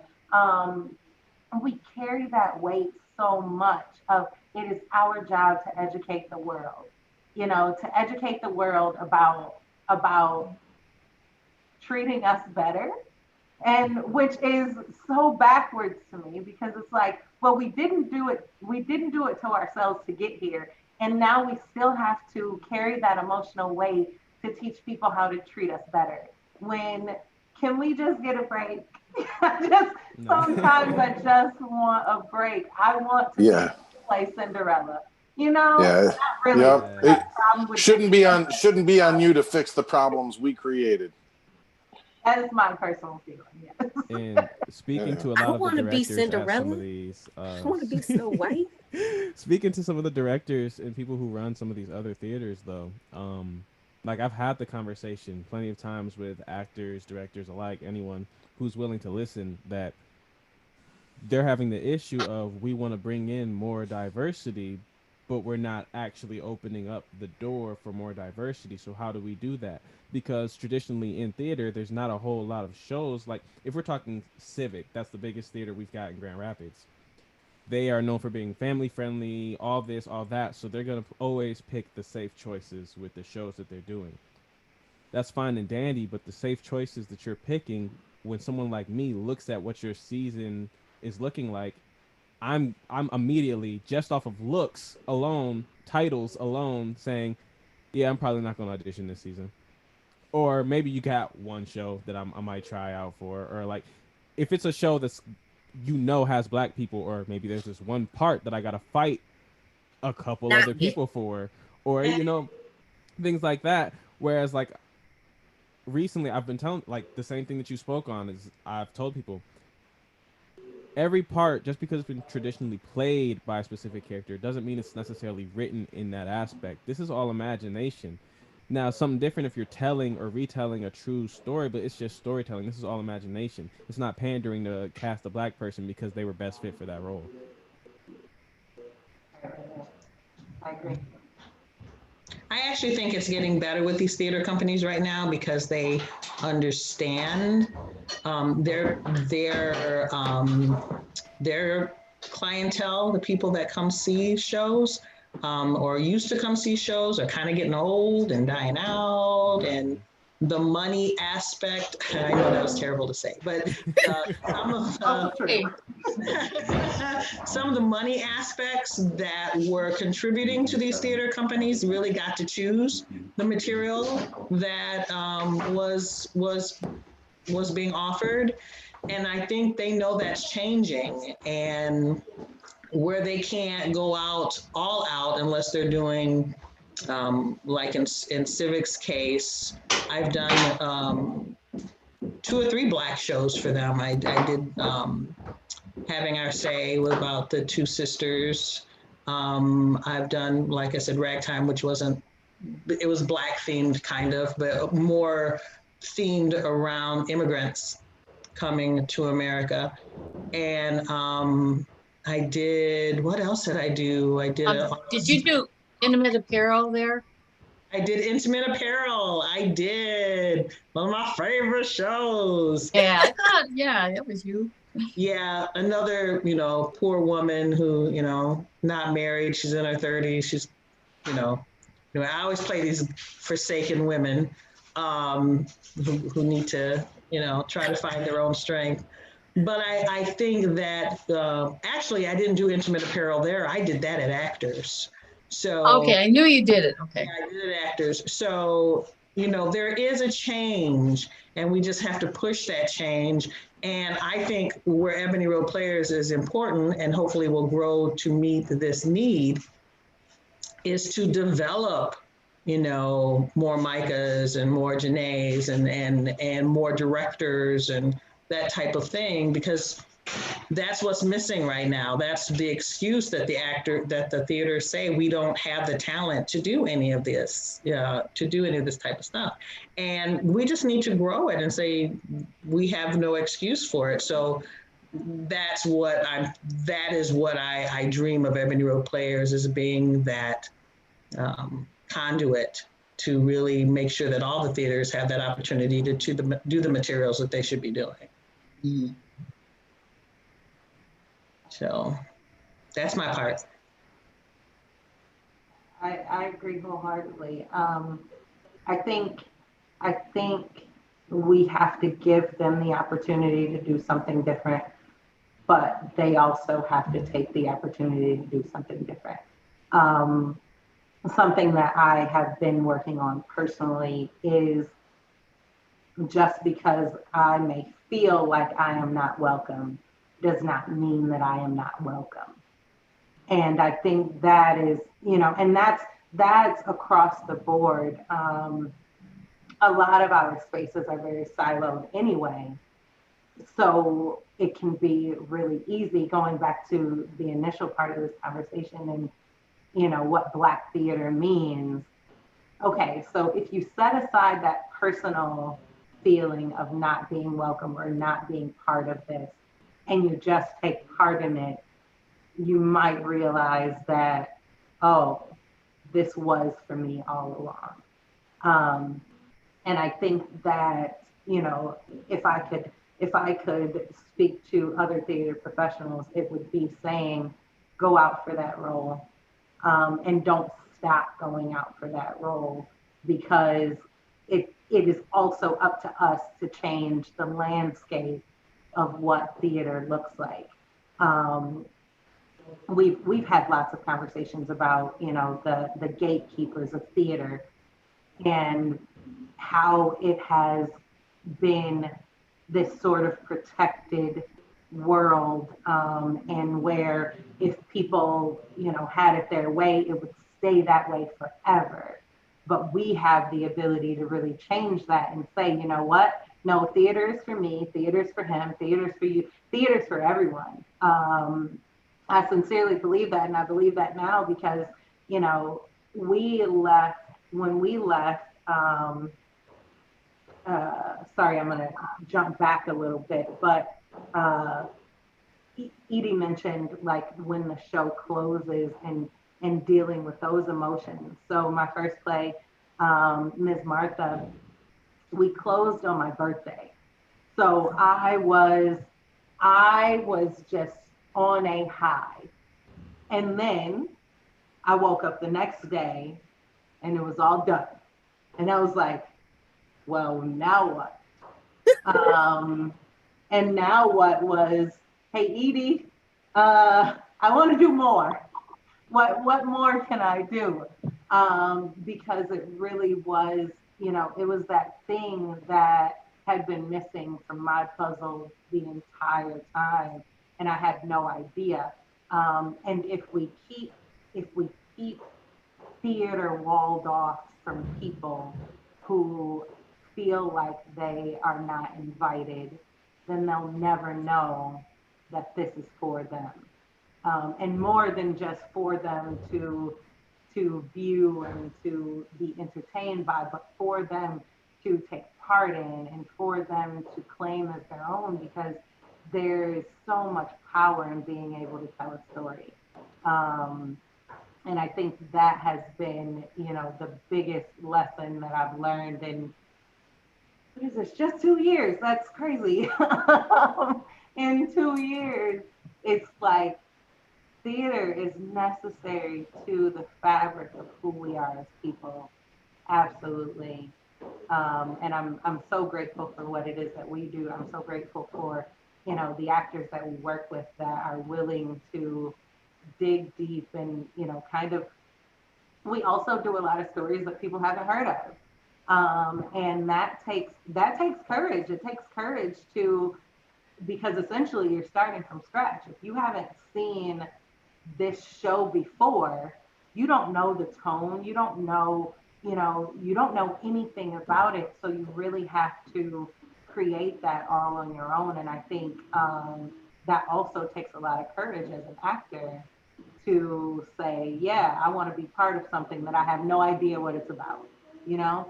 So I'm really, really grateful for our community bringing us in people, and it keeps spreading, you know, and I'm hoping that conversations like this will continue to bring in more and more people to participate in theater, whether it's with Ebony Road Players or another theater, but being able to just participate. Well, and Edie, I love that during Miss Martha, you had a whole audience of school kids.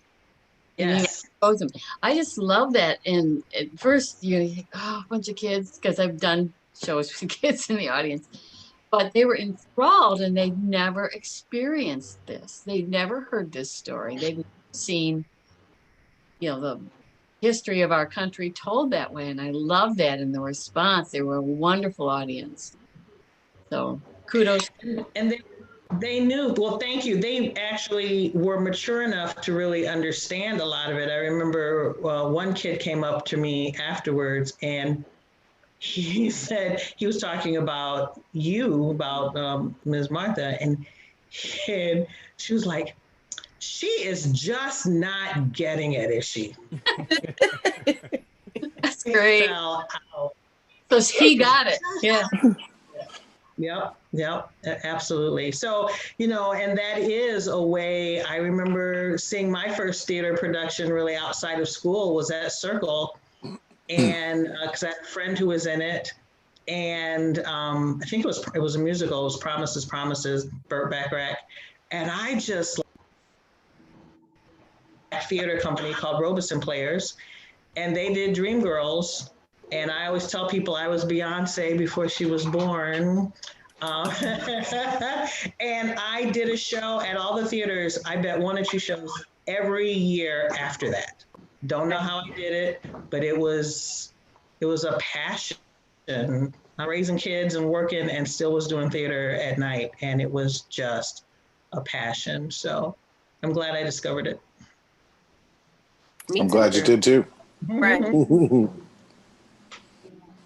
So awesome, guys. So I didn't have any other like topics prepared. Is there anything else that you all wanted to touch on that maybe I didn't, or any closing remarks that you have? I did have to step out anyway, so this is perfect timing. But I just wanted to say that this is a fantastic conversation to be having. Because one thing that I've been very adamant about, especially since entering community theater, is trying to figure out, like, what can we do to open up the door for more people that look like me? And specifically, not even, like, I'm thinking about younger kids. I'm thinking about kids that are, like 10 and under who are looking up and thinking, maybe that's not for me, or maybe I don't have a place in there. And learning, like, no, you have a place, but you have to, like, you got to work for that. And like one of my goals that I've had is like working to open up that door for younger kids, so we have an influx of people who look like me, who are comfortable playing all of these parts. So now these theater companies don't have a choice but to cast out, instead of just trying to remain traditional and keep those same ideas going. The more you force people to change, the more everyone will get comfortable with that change. This is an excellent conversation to be having, not just about hard roles that play, but just being Black in theater in general, and how we can create more opportunity, more happiness, and not just telling all the heaviness that comes with that experience. Absolutely. Thank you for that. Thank you. We are, COVID has made life a little bit challenging with what it is that we do for, all theater companies, but the work that we do with youth, and watching them in our Story to Stage program from beginning to end, and just how they change from, the first day and they're shy and they don't want to speak to, just exploding by the end. That is the work that needs to happen. Especially, so far we've been able to offer that at no cost to parents. So when you can offer something that anybody can be a part of, where, because I'm grateful. I started him at Civic when he was 8 years old. I'm grateful that I could afford it, but a lot of parents can't afford that. So to be able to, bring in young people to even just expose them on a basic level to theater, so that we can, really start to groom the next generation in theater is huge. And we're committed to that.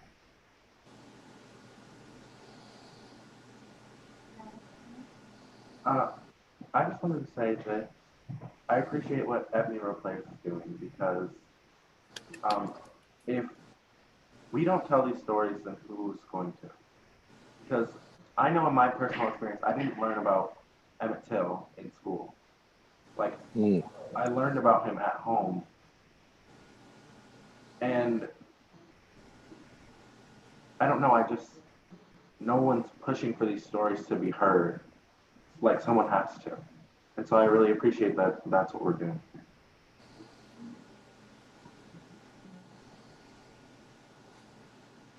Anything else? Look out for me. I'm auditioning for A Streetcar Named Desire since we doing the whole. Hey! I'm kidding. Oh, but that's my great. That's my like crossover dream role. That's my black girl playing a white lady. Blanche or Stella? Blanche. For sure. For sure. I'll be looking out for it. Absolutely. As soon as they allow it, I'm definitely.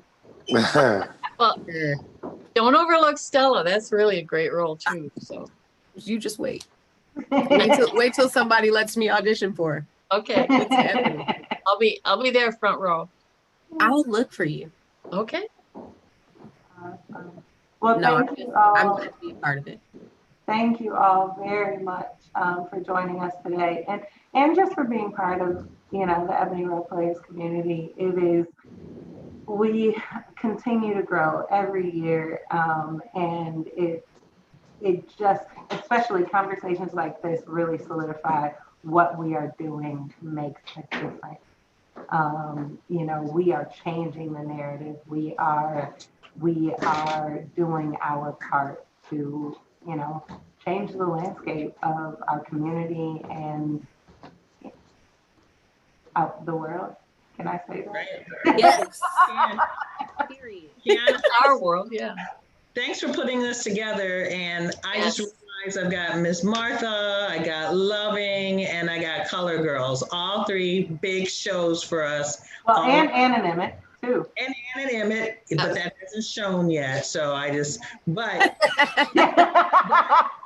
I've got four shows here representing, so it makes me feel good that we've actually done something out of my little brain of let's put a theater company together. Hey, you. Well, I love Ebony Road and the whole concept. So good. Thank you very much. And I said it. Go ahead. I said it before, and I'll say it again. You can always call on me to participate with you in any fashion. I really enjoy the work you're doing. Thank you so much. You need an old white lady, you call me. Or call me. What we did, right? Janae could do it. Right, or call me. Remember, we're taking the color out. That's right. Call me for no white lady. What about ageism? No. Oh, right. That's why I'm like, I'm so missing shows, but I can't find anything for me right now. Anyway, all right, guys. I'm gonna bow out. I'm gonna let Kiana end what she needs to end, and we will talk soon. We will see you all soon. Have a wonderful Thanksgiving, okay? Thank you. You too. It's good to see you. Thanks, you too. Everyone. You all have a wonderful day, and thank you so much for today. Thank you. Love and light, guys. There. Okay. Bye. It's Bye.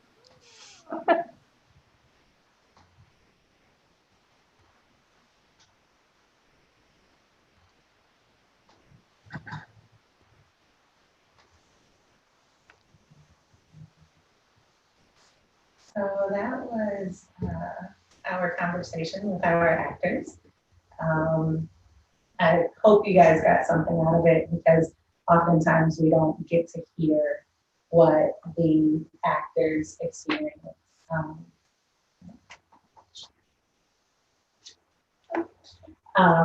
So I really wanted to have that conversation to make sure that not just the stories are told, but the people behind the stories, we get to talk about what that feels like too. So I did want to jump in for a second. I know the story already, right? But I would like for you to tell the people, where did Ebony Road Players come from? Why this theater? Why Grand Rapids? What drove you to do that? Sure, that is actually a good question and good stories. I want to, though, before I jump into that, is for people who are just jumping on, We want to tell them a little bit about that they are listening to the live stream of Ebony Road Players, and that you are Ms. Kiana Babb, who is like the everything for this theater company right now. And I am Edie Evans Hyde, the executive director. And basically, Ebony Road Players came out of the blue. So, hell, I should not say out of the blue. Back in the 80s and 90s, there was a theater company called Robeson Players. And Robeson Players was considered, I think, a Black theater, but it also was really good about mixing the norms and doing something totally different when it came to using women in places and using people of color in theater. And there wasn't really a lot of that going on at that time. And it was run by Cedric Ward. And you can almost go anywhere and find something about Cedric Ward in this city. I think there's a beautiful picture of him actually at DeVos Hall. And a few other places too, but he had a great history here. And when he passed away, that theater, no one really picked it up. And that is actually where I first found that I loved theater. I was, and still am, a singer, basically. And one day they decided to do this musical called Ain't Misbehavin', which was a jazz musical. And so people said, you should audition for it. And I laughed. I'm like, yeah, right. I can't dance. I can't do any of those things that I had actually seen the musical before and couldn't even imagine being in it. But long story short, I did get in it and loved it immensely, learned so much. When you're talking about one of the things that your actors were discussing today, I went through all of that. So anyway, jump forward in 2012 or so, there had been just, I was on my way to work and there'd been a lot of gun violence, kind of the stuff that we're going through right now. And in my mind, I thought, what is it that kids right now could get into? What did I have that they do not right now? And my conclusion was that there was not a big arts presence for them in this city. So out of that, I thought, well, and that was 2013, I think it was. I said, I'm going to start a theater company, just something fun. No problems. We'll do like a show once a year or something. And it turned into an education program. It turned into what was going on in the city at that time, big social justice issues, and education, social justice, and awesome art. That's what we want. That's what it came down to. So I got a bunch of theater folks together, and we did everything we needed to do to become a 501c3. Got a lot of friends to help me with that because I had no clue where to even start. But there's always people here who feel the same way you do and will help you in any of those ways. So basically, that's how I started. And after before I started the theater company, after I did Ain't Misbehavin', I went on to do probably about 2 shows a year with all the other theater companies. So in my heart, I'm so happy that I discovered it, and I'm excited about sharing it and hoping other people will experience what I did as well. I think, and I've said that to a bunch of people too, is theater is that thing that I never knew I needed, but now that I have it, I can't imagine life without it. It was that missing piece of the puzzle that even as an adult gives me a creative outlet, gives me the ability to form community with like-minded people. And I think that is, that's what we're able to do, is build that community. And the outreach that we do with the youth is, if we can introduce them to this being early on, they don't have to wait until they're 30-something like me and find that piece that they could have had all along. I really, really appreciate what it's done and what it has the power to do. So it's, for me, I think theater is the backbone of storytelling. It is this, and especially the way that Ebony Road Players does theater, it's this bare bones, we're just telling the story. And we rely so much more on the actor's presence and being able to connect with the character and the audience. And I love theater in that way, that sort of guerrilla style. And we use what we have to tell the stories. And, we hear from our audience members so often that nothing was missed. We don't have these elaborate sets. We don't have these extremely, detailed props. We are relying on the ability to tell a story. And I just love that. So if you are just tuning in, this is our live stream for Giving Tuesday. As a nonprofit, all that we do relies on donation. And this is one of the biggest days of the year to be able to give. We have, there are a lot of people that say they support the arts. Well, when we're talking about supporting the arts, that is also financially. So there are a few different ways that you can support us. We have just launched our Patreon, which is a subscription program that gives you access to special content and behind the scenes footage and things like that. You can find us on patreon.com, Ebony Road Players. You can also donate to us directly through our webpage, Ebony Road Players. If you click on the donate button, it will take you straight to our PayPal donation page. So there are two ways for you to support us this year. We are grateful for all the donations that come in. We are looking for more monthly based donations that help us, with the day-to-day expenses of running a theater of this sort. Right. We're looking for people who want to be sustainable with us. We're looking for a sustaining background. We're looking to build this community of theater actors and of Black theater in general in Grand Rapids. I was looking up some information today, and we are the only Black theater in West Michigan. There's a lot when you go east, southeast, a lot of it there.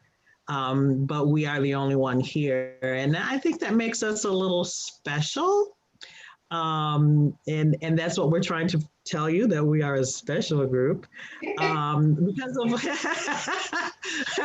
because of the things that we do, dealing with our youth, getting them involved, dealing with social justice issues. As Kiana has pointed out, and I think our videos too, after our shows, we tend to have a time where the community can do what I call a talk back, but it's a community discussion about what they've just seen. And it allows, I think when I put the theater company together, it was one of my goals to bring different voices into the fold and be able to not be in our silos all the time, but really kind of cross over into other people's communities and be able to talk kind of like our Ann and Emmett show that we just did. And what I love is that we actually do the guerrilla style type of things, and we can go into different communities and present it as opposed to being in one space. So that's really important to me as well. I know the guerrilla style theater, the first one I ever saw I was actually in it. Robeson Players decided to do a very, very guerrilla style, I guess, play of Dreamgirls. And it was in a very small church that had been turned into a theater that belonged to GRCC. I had about 17 costume changes that we just went to a secondhand store and found stuff. But Dina, was glamorous with the Supremes, but we found stuff, and it was probably the most stripped down show I'd ever done. And I think the reason he did it is what you had alluded to, is he wanted the story to be heard. The music is great. Everybody loves the music, but he wanted this story to be heard. And of course, it's all kind of based around the Supremes, which I used to listen to. I'm that old, folks, that I used to listen to all the time. And it was the most amazing thing because you really saw the relationship that these girls had or didn't have, and how the men kind of manipulated everything that was going on. And yet they still became, the biggest singing group ever. And of course, Dina became an international star. So, and that was me. But it was amazing, and you don't have to have all of the bells and whistles. I mean, they're nice. I like bells and whistles show, but I think to really be a community-based type of theater company, being able to reach that community without having to cost, an arm and a leg is great. So those are great points. Yeah, I agree. I think, and it sort of still, we're able to transport people into that world without all of the bells and whistles. And that's just, I give, so much kudos to our directors and our cast members, and just the way that we are able to tell these stories. It's phenomenal. I don't know. I'm a big theater person. I love seeing, these grand productions, but there's something absolutely beautiful about this stripped down production that still can deliver the same feeling. I think that's extremely powerful. So like Edie said, after every show, we like to make time for a talk back with the community. And this year, although we presented Ann and Emmett virtually, we didn't want to lose out on that. So last night, after wrapping the show on Sunday, we hosted, Little Space Studio hosted our talk back on Zoom. It was moderated by Gracie Harkema of Gracie LLC. So you all will have the opportunity to listen in on not only, takeaways from the play, but also what it means in community like this, what it means at a time like this, and what our audience members learned about these two people that they maybe had or had not heard of, but we get to dive deep in, those stories. Absolutely. And what I loved about it is that, we do talk about Black stories, definitely. But we have part of the Jewish community that was there, members of the Jewish community that was there as well. And it just brought everything together for me. Those are the conversations I like to have, where you have a lot of people included in it. Yeah. So that was a really good event. And we hope more people are able to come see our stuff. Yeah, absolutely. So we're going to jump into the video in just a second here. So Edie, okay. Can you, while they're queuing that up for us, can you just tell everyone a little bit about why you selected Ann and Emmett? So Ann and Emmett was chosen because, I kind of ran into it just kind of haphazardly on YouTube. And I had read about, or I knew a little bit about Janet Langhart Cohen, and that she was married to William Cohen, who used to be the Secretary of Defense under Bill Clinton. And I thought, they were married. I'm in an interracial marriage. So when I found out that they were, it was very interesting for me to that they would be in an interracial marriage in Washington, D.C. So basically, I've also read that she had a book out that I thought we could use for our Loving Day celebration, which is in June. And that is a celebration of the court case between the Lovings and Virginia that struck down the laws that criminalized interracial marriage. So we wanted to show, not that that's part of it, but we wanted to show, to highlight Janet and William Cohen, but also show this really wonderful piece of history that she had written. So I tried to pull that all together for June, and of course then COVID happened, so we had to figure out a different way to do it. But every year I'm looking for, unique pieces that really highlight the Loving versus Virginia Supreme Court case, or something that alludes to people coming together and being able to live together. So that's why we chose that piece. And I just thought it was wonderfully written, just in general. So we could have done that at any time. Yeah, and so for people who aren't familiar, Loving versus Virginia, not only did it strike down, and I don't remember the terminology right now. Yeah, yeah.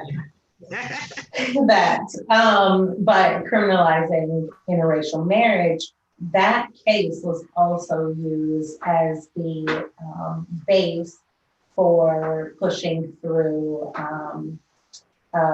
gay marriage as well. So when we talk about Loving versus the state of Virginia, it was significant because there's so many ways that needed to be addressed. So many, basic human rights that were not afforded to everyone, that case sort of paved the way for, which is why we try and celebrate it every year, because it means so much to us as a society.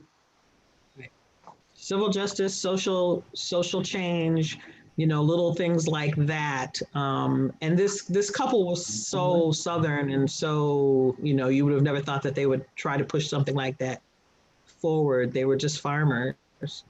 Yeah. But anytime you are able to support something in the smallest way, you can make change. Absolutely, absolutely. So we are about to cut into our conversation from last night. Okay, that's good.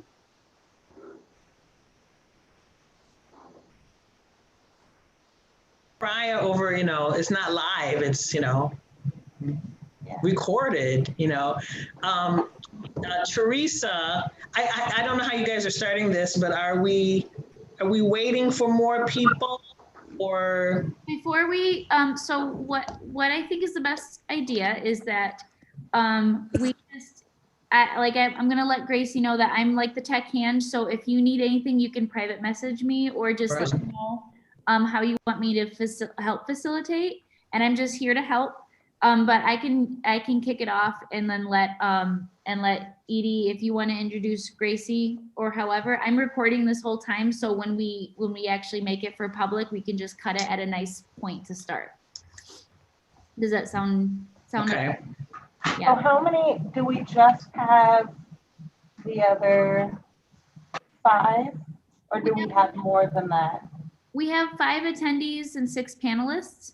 But also remember that even if we don't have a huge crowd today, we're going to be showcasing it tomorrow during the live stream. So we're going to even have a broader audience then, and it's going to be part of our archives, which is fantastic. So, and also people can filter in. I will send text messages to them in the chat, so they can kind of know where we are and stuff. So I'll take care of that.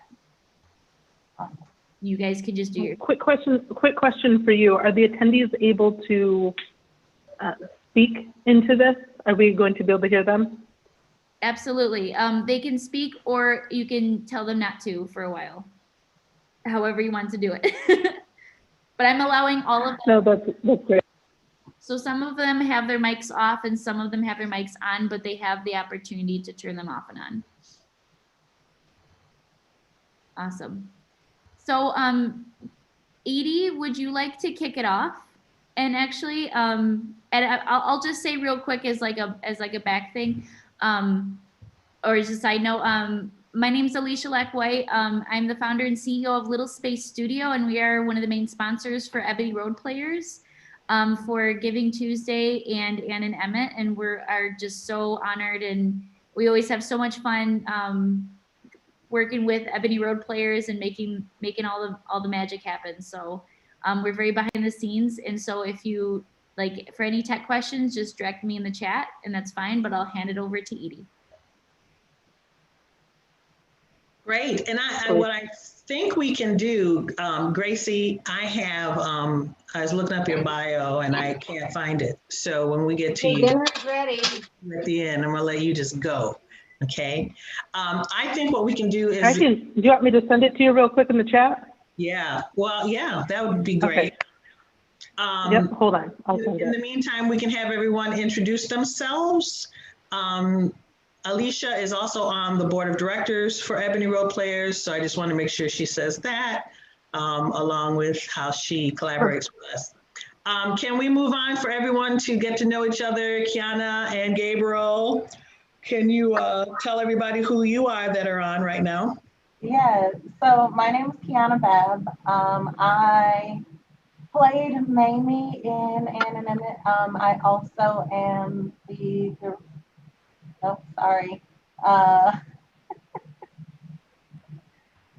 development coordinator for Ebony Road Players. This is my real life child. My name is Gabriel Shepard, and I played Emmett in Woohoo! Okay, let's skip down to Teresa. Hi, my name is Teresa Tomey. I directed Ann and Emmett. Yay! Nice to see Gabe with his hair back. I'm sure you're happy. That was a whole production in itself. It always is. It always is. Anna Laura. Hi, my name is Anna Laura Swanson, and I played Anne Frank in Ann and Emmett. Amazing. Riverwalk. I guess that would be I. Yeah, My name is Mary. I am a friend of Edie's and a supporter of Ebony Road. I live in Lansing. And when Beth asked me what the Hebrew was, I told her it was the mourner's Kaddish. So I don't know if people knew that that's what your dad was saying. So I'm the resident Jew of the group, maybe right now for the time being. Very good friend. Thank you, Mary. And then Lisa. Good evening. Hello. Oh, wait. I don't know why my picture is there. I don't know how to make my live self be there. So I guess you just have my picture. It looks very nice picture. I am Lisa Renee Norris. I am the president of Ebony Road Players board. And this handsome gentleman in the picture with me is my husband, Isaac V. Norris, and his company, Isaac V. Norris and Associates, was one of the sponsors of Ann and Emmett. Woohoo! Thank you. Is Isaac on with us? No. Oh, okay. We don't see his picture either. Oh, because when I talk, I see my picture and it's me and him. So I don't know what you see. You see a picture of 4 people, 3 women and a man. Oh, that's my kids. Your children's. Oh, so it's you and your 3 children. Yes. Okay. Because you look just a little bit older, maybe 5 years older than her.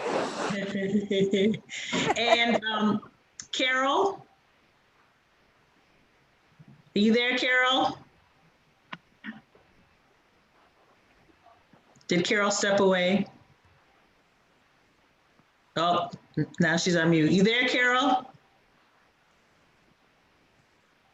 I don't know. We'll have to come back. Brian.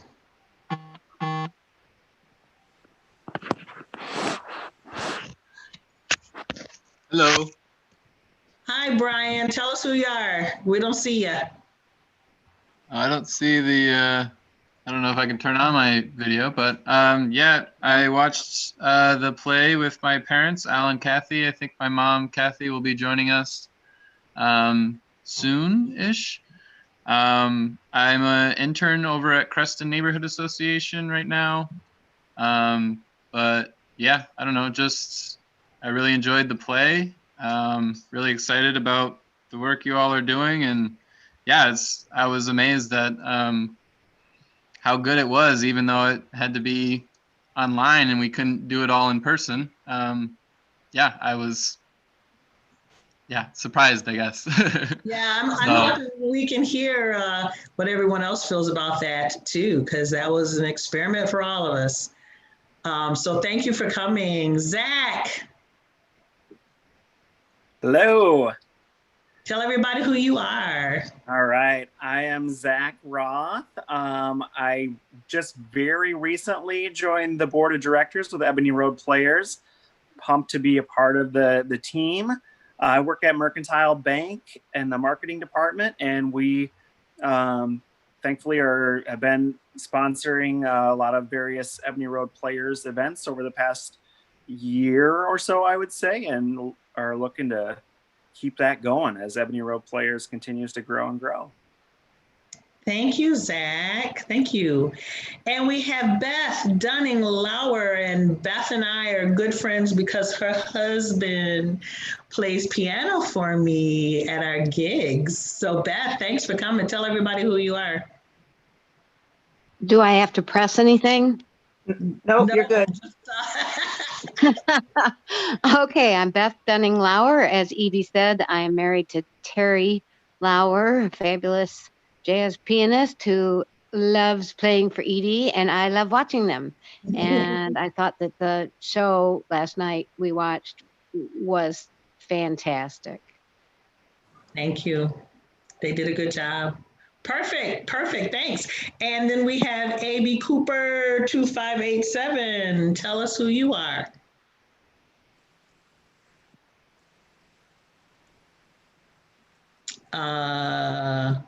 What's going on? Because I haven't heard Carol either. Yes. Okay, I'm Ann Cooper and Bob Cooper. Can you hear me? Yep.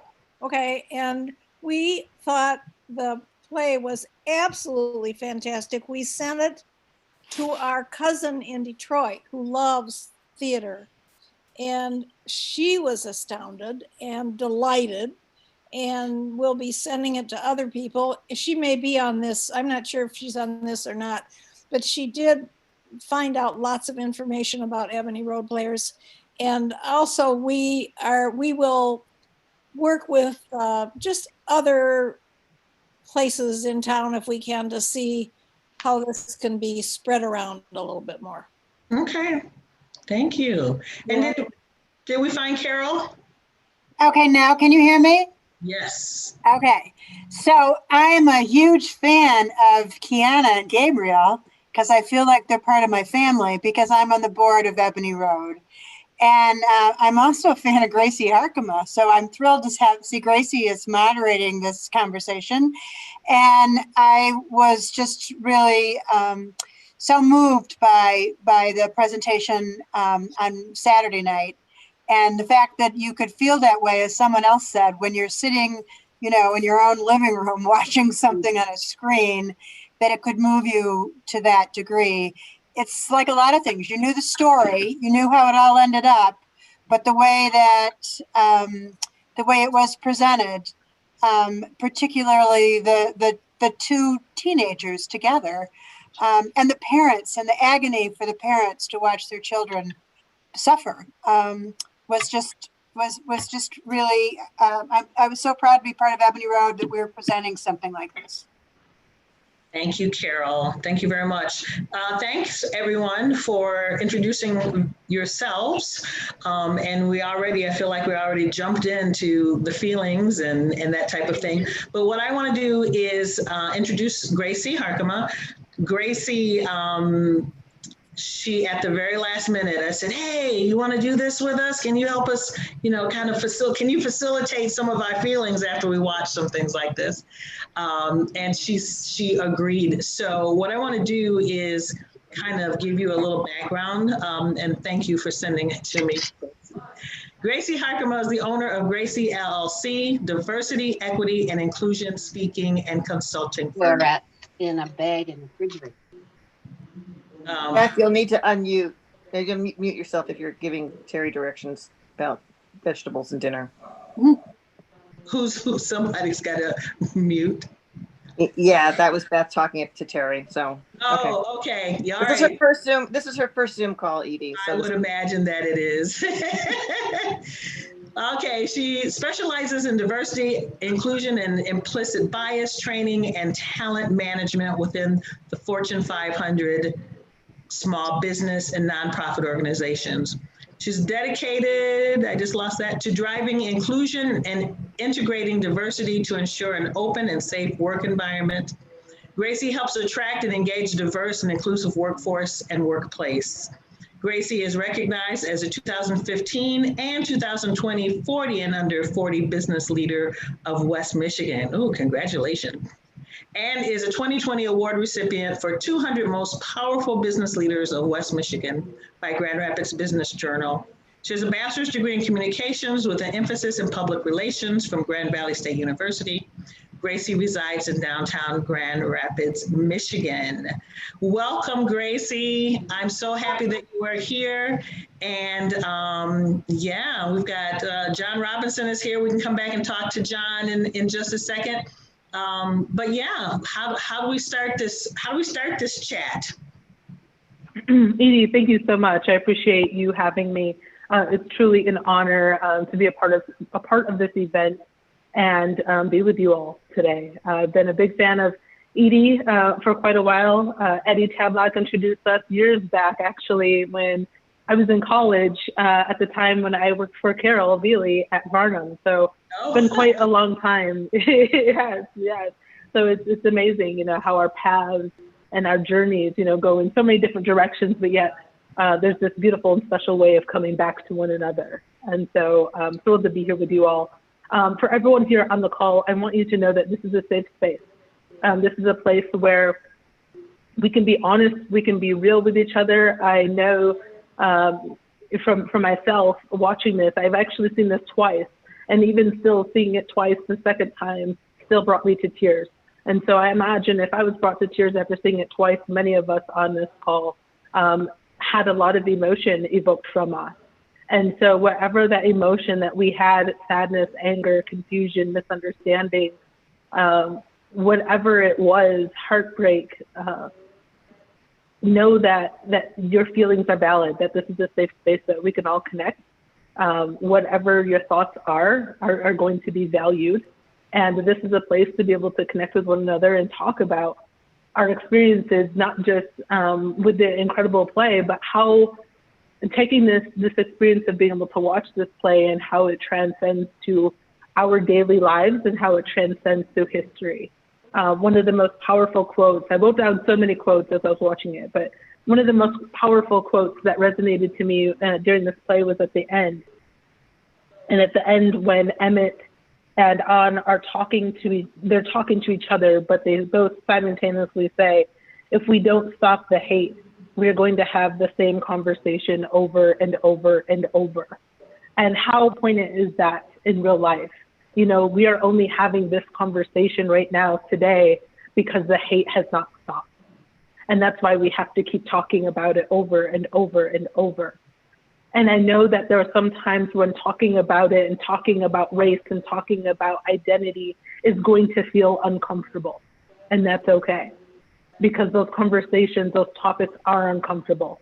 But we have to get used to walking towards our discomfort. Because when we walk towards our discomfort, growth happens from it.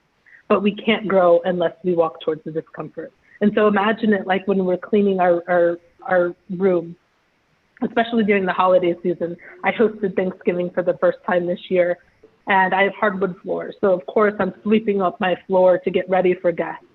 And I sweep everything into the middle of the room. And I look on the outside, I look at the perimeter of the room and it looks really great, but in the middle is a mess. And oftentimes we're like this in our life, where we take care of the easy things, the outside, because we think people are going to look at the outside first, but we don't want them to look at the middle. But the room isn't going to look great until we clean up the mess in the middle. And sometimes we don't want to do it. You know, we're gonna have to bend over. We're gonna have to be in uncomfortable situations. We're gonna have to put in the work. But when we put in the work, that's how we grow. And when we put in that work, our whole room looks beautiful, not just the perimeter of the room. And so that's how we should look at life as well, and look at these conversations. And so I know we have a couple of new joiners too that entered the call. And so we want to make sure that everyone has a chance to get acquainted with one another. And so I believe, is it John who recently joined the call? Yep. John Robinson. Yeah, I'm here with my wife as well, Sherry Robinson. Hi, Excellent. Sherry. John and Sherry, thank you. Do you want to introduce yourselves to us? Yeah, Sherry is part of the Jewish community. I'm part of the African American community, so we have that background. We've known we've known Edie for a number of years. I've known Sherry for a number of years too.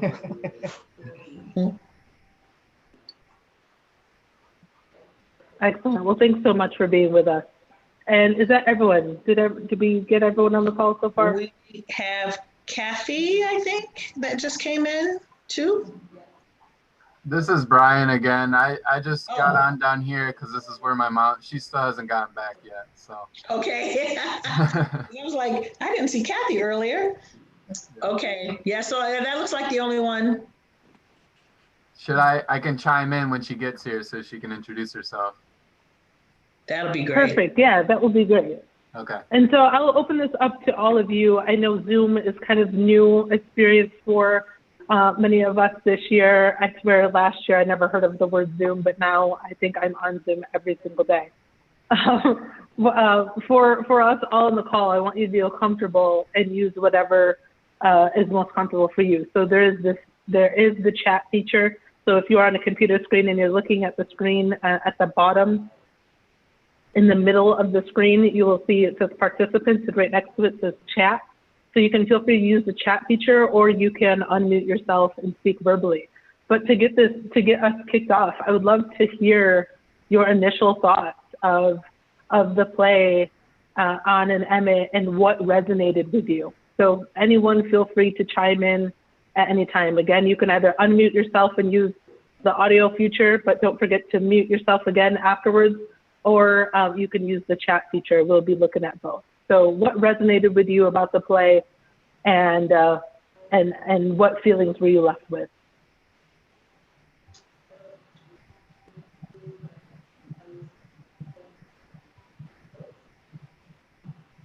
Well, hello, this is Brian.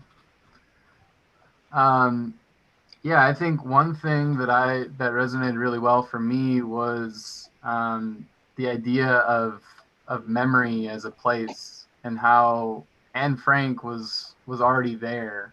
And I kind of took that to mean that, like, people have been remembering Anne Frank for a long time, and then suddenly Emmett Till comes crashing in, and maybe this is a name that people don't recognize as much as Anne Frank. And so, Emmett Till is now kind of reaching into our consciousness a little bit more, entering into our memories a little bit more now.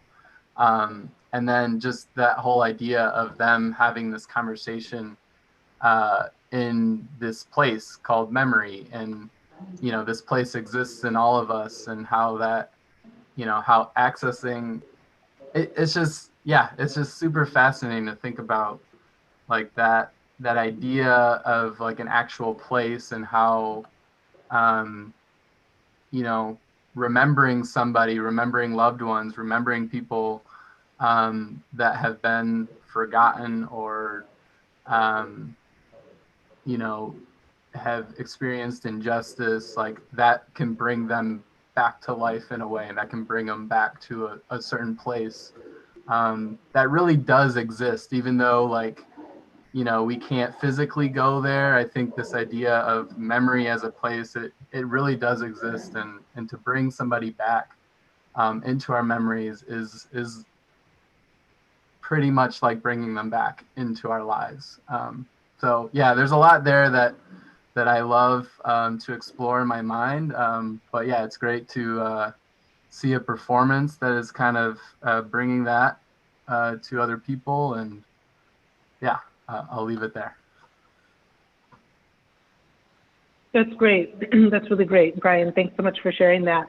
And you brought up a really great point. You know, I didn't notice or take note to it the second time I watched it. You know, realizing that Anne Frank was already there, and that Emmett was the new person on the scene there. But yeah, and I love how you talk about, you know, how memory is basically like bringing our consciousness into the forefront. I love that. Any other thoughts that people have about what Brian said, and also what resonated with you?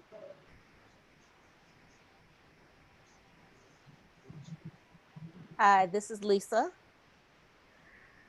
What resonated with me in listening to both teenagers share their story is, as different ethnicities of people, we all have a story.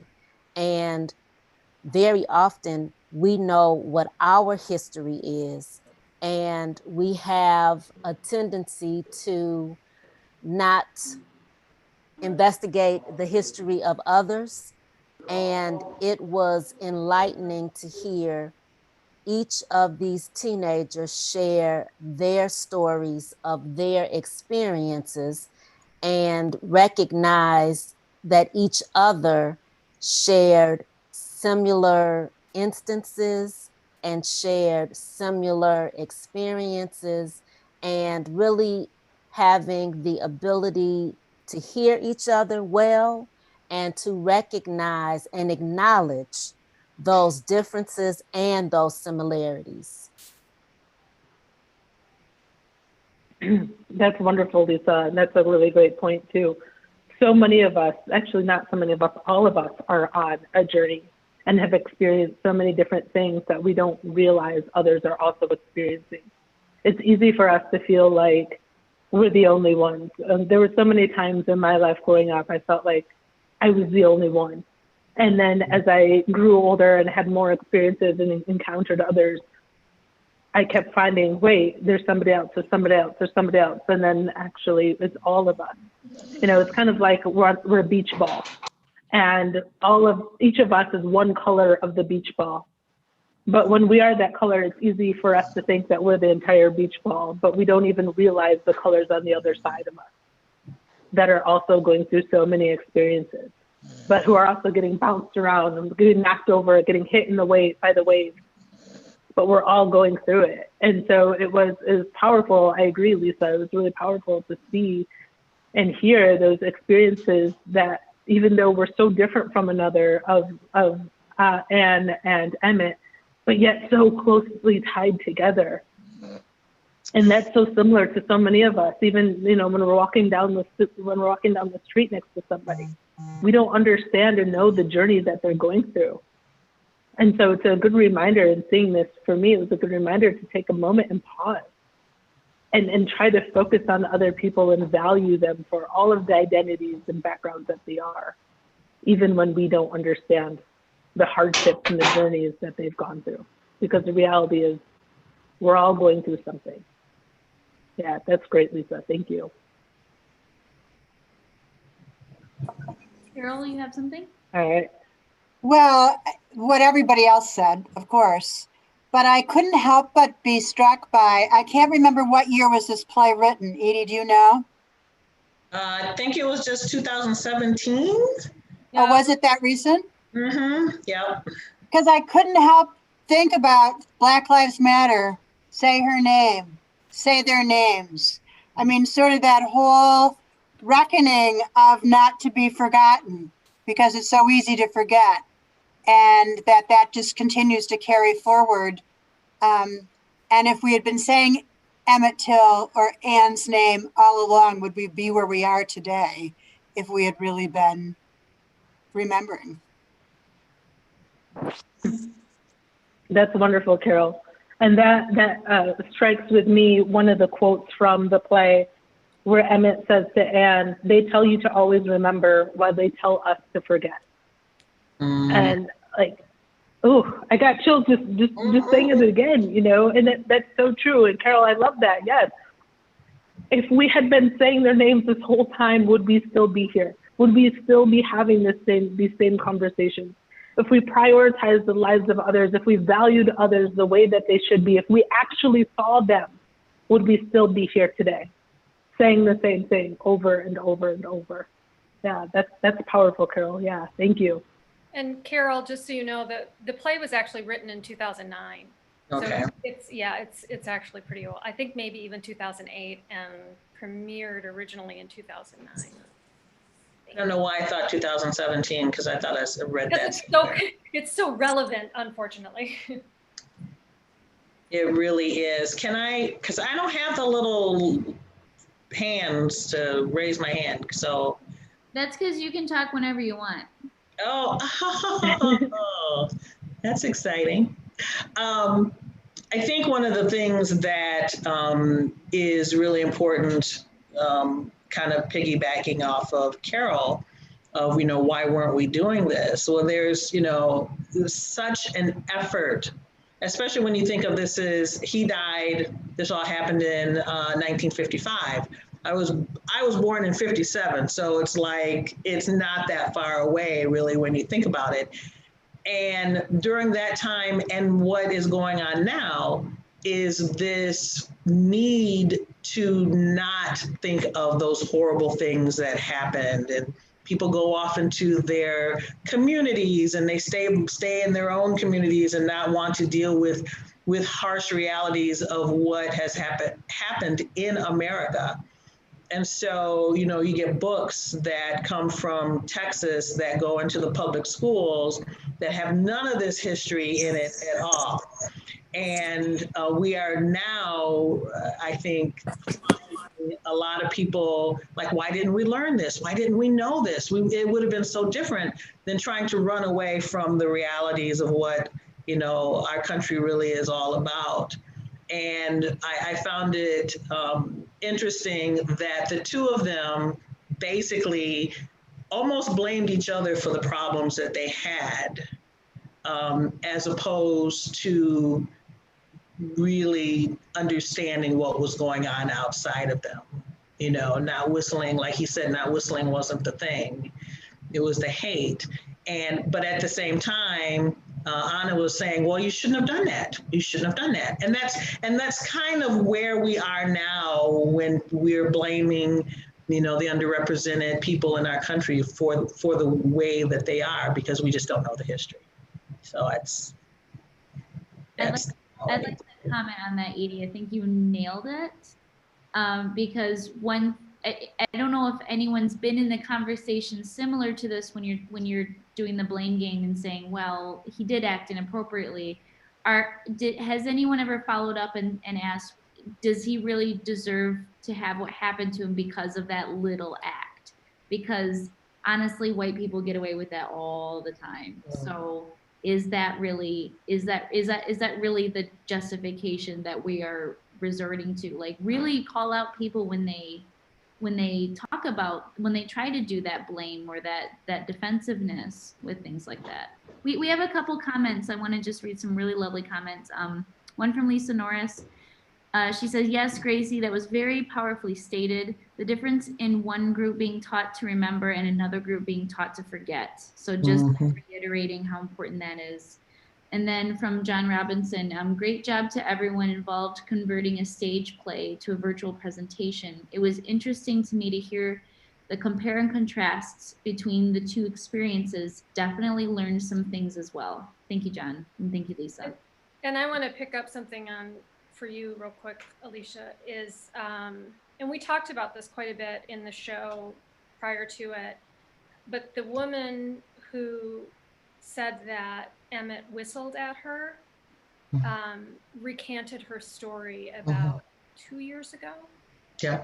She finally came out and said he did not, that did not happen. So when Janet Langhart Cohen wrote the play, she, like the rest of the world, were under the impression that Emmett had whistled. And our conclusion, I know for me, it was kind of like, it doesn't matter. I think Gracie wrote George Floyd, it doesn't matter if he did or didn't, he was still treated the way he was treated. And so I didn't address it in the director's message, I didn't address it, I just felt like, I think we all kind of felt like it just needed to be presented as it was presented. So just, it's an interesting, I don't know how she would have changed it, writing it, because the kid was still murdered, you know, and who knows what happened. Maybe he looked at her, maybe that's what made her do the lie. And that's what, you know, which no matter what it is, what her excuse is, what her blame is, there's whatever it is, it's awful, whether he whistled or not, both are equally horrifying. So. Well, and it's where we are now, where, you know, you have someone who'll say, oh, this person, the guy that was walking his dog, and the woman, not walking his dog, he was birding or something, and the woman basically said she called 911 for nothing, because he wanted her just to, you know, put a leash on the dog. And so those are the types of things, it's basically the same thing. It's someone calling out someone who could possibly be shot by police for simply because she just said, you know, called 911 because she was upset. So that hasn't really gone very far away. So for me, I think there were obviously playing in it. There was a lot of research that went into the role. And maybe I'll talk about my role a little bit later, but something that really kind of struck me, and in probably the most powerful way that brought it back to today, is that moment where, you know, Emmett is recalling his murder and he yells out for mama.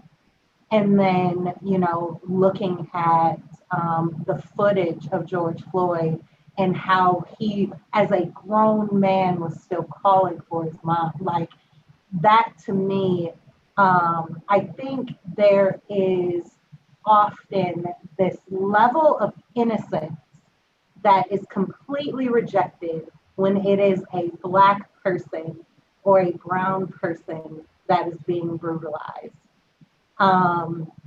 There is this idea that we had to have done something to deserve what's being done to us.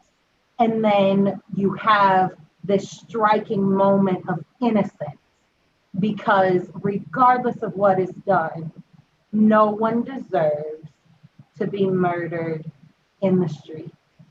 No matter what they have done, nothing would make that okay.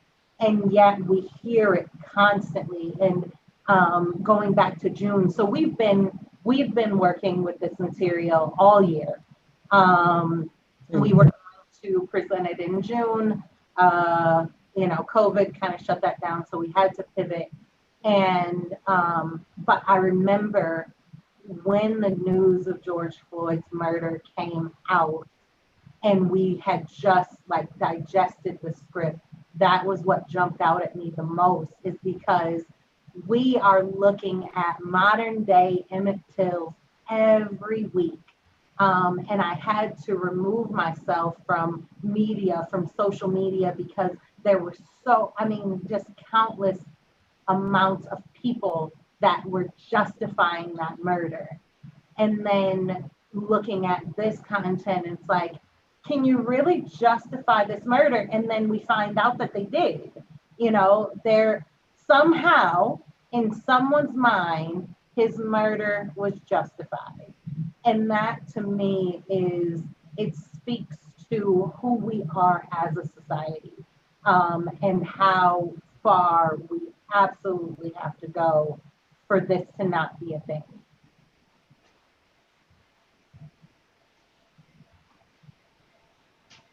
Yeah, Kiana, absolutely. so Kiana and I are friends, and I messaged her earlier. We were messaging earlier today, and I said I absolutely can't imagine how challenging that must have been, playing the role of Mammy Till, talking about your son, who is actually your son.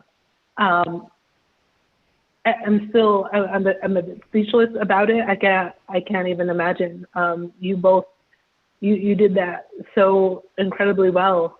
But when we were, and watching the play, and the first thing that Emmett does is call out to his mom, and that immediately made me think of George Floyd as well, immediately.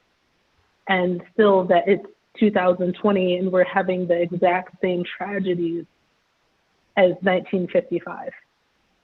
And so, yes, I love that we have come so far as a country and as society, but in so many ways we're at the exact same place. But yeah, I want to commend you on that role. That was incredible, and evoked so much. And I hope that people watching it, I hope that those people who also didn't feel as deeply connected on an emotional level with George Floyd's murder felt that connection by seeing you. Definitely. And Anna, thank you so much. Thanks for joining us. Incredible work. You are absolutely phenomenal. I definitely want to have a chance to, for you to say hi and introduce yourself to everyone. And I'd love to hear, playing the part of Anne Frank, what things did you take away from your acting role that resonated with you in real life and in your personal life? It was probably one of the most intense acting experiences I've ever had. I've had the chance to go pretty deep into some characters before, but I think she's the most developed character I've ever played, and not just because she was a real person and you have her real life and her own diary, her own thoughts to draw from. But just as far as the way she was written, the way that Janet wrote her was so nuanced and multifaceted. And I had the chance to read her diary when I was still in college. I'm not, in fact, a teenager. I took a Holocaust literature class, and we talked a lot about memory and bearing witness and the problem of suffering. And I read her diary and did a project on it for my final project. And that was the first time I'd ever actually read her diary cover to cover. And I felt like before I read her diary, she had become kind of sanctified and become this symbol, which of course she is, but reading her diary, and I think the way she's written in this play too, she was so unbelievably human. She had such a wicked sense of humor, and she was so observant, and seeing all of those layers and getting to inhabit that was it was a really amazing experience, and kind of playing with that duality with her, of her representing this kind of like this beautiful life cut short, and the tragedy of the Holocaust, balancing that with her just being a teenage girl, and being human and being flawed. That was very interesting, and I learned a lot from that as a person and also as an actress.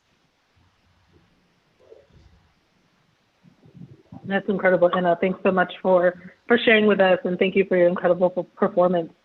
One of my favorite lines that you gave, and also I believe it is in the chat as well. Who mentioned it? Let's see here. John, maybe it was you who mentioned it. But what I love was when Anne says, why are people always asking us to explain the hatred of others? Why don't you ask the Nazis? And it reminded me so much of, current day so in my day job, I am a diversity and inclusion consultant. So I'm often facilitating trainings on bias and how to recognize bias and how to truly see people for all the identities that they are, instead of being colorblind or minimizing or picking and choosing what parts of others that you want to see. And oftentimes when I'm doing these trainings with folks who perhaps have never been in a diversity training before, people will ask me about, well, why was somebody discriminatory towards you? You had to have done something. And kind of similar to what Kiana and what Edie were saying, about how the marginalized is often put in situations to defend the ones they're being attacked by. And so that line that you gave was so powerful. And it's like, yeah, why are we always going to the underrepresented or the marginalized groups for these answers? Why aren't we talking to the other people? Why didn't we go to the Nazis? Why can't we ask them? And that translates so well of the Nazis being the ones who are projecting hate. And oftentimes, and I love Emmett's quote too, fear is an excuse for hate. That was so powerful. And so, yes, snaps. It was so powerful and so spot on. Oftentimes we are uncomfortable with things that we just don't know about, and we project fear, and that it resonates with hate, but it really isn't hate. It's just our own discomfort. Brene Brown is one of my greatest inspirations. I'm currently writing a book right now, and I'm waiting to get a book deal. But a lot of my inspiration in writing, it's a memoir, but my writing and talking about vulnerability and courage comes from Brene Brown. And there's a quote she has from her book, Braving the Wilderness, where she says, it's hard to hate close up. And it's so true. When we get to know somebody, when we walk, yes, that's right, Alicia, more snaps. When we get to know somebody, when we actually see them, when we understand their journey, we don't even have to understand the full journey, but when we just take a glimpse, it's hard to hate. When we see them, it's actually hard to hate. And so it resonates so powerfully from what Emmett said, is that fear is an excuse for hate. And most times people don't really actually hate each other. They're just uncomfortable and fearful, and they react in a hateful way instead of confronting their discomfort and walking towards the discomfort and discovering new things that they didn't know, to realize, hey, actually, they're not that bad. I'm going to share a little story that I share in some of my trainings. And so a couple of weeks ago, I was with a client, the Grand Rapids Community Media Center, and we did part of the training actually based on Emmett and Anne. And in the training, I was talking to them about Brussels sprouts. Don't worry, it's going to make sense in a minute. And when I was younger, my mom would make Brussels sprouts. And she would say, you have to have at least 2 pieces of Brussels sprouts, otherwise you can't have dessert. And I would say every single time, no, Mom, I hate Brussels sprouts. And I realized that hate is a strong word. And when I said I hate Brussels sprouts, I really meant it. And we went through this for years and years and years. I didn't have dessert for a really long time because I wasn't going to eat the Brussels sprouts. And a couple of years ago, I was out to dinner with some friends, and Brussels sprouts now are really popular at every restaurant, of course. And so a friend says, I'm going to order some apps for the table. How does the Brussels sprouts sound? I'm going to order some Brussels. And I'm thinking in my head, I'm like, oh no. And I'm like sweating, my palms are getting all clammy. I'm like, anything but the Brussels sprouts. So she orders them, and we have small plates. It's a big group of us, and she puts Brussels sprouts in everybody's plate and passes it down. And so here I am with this plate of Brussels sprouts in front of me, and I'm like, and I'm thinking that I must look so awkward. And I felt like everyone was staring at me, and I took the fork, and I was just moving the Brussels sprouts around the plate, as if moving it around meant that I was magically eating them when I wasn't.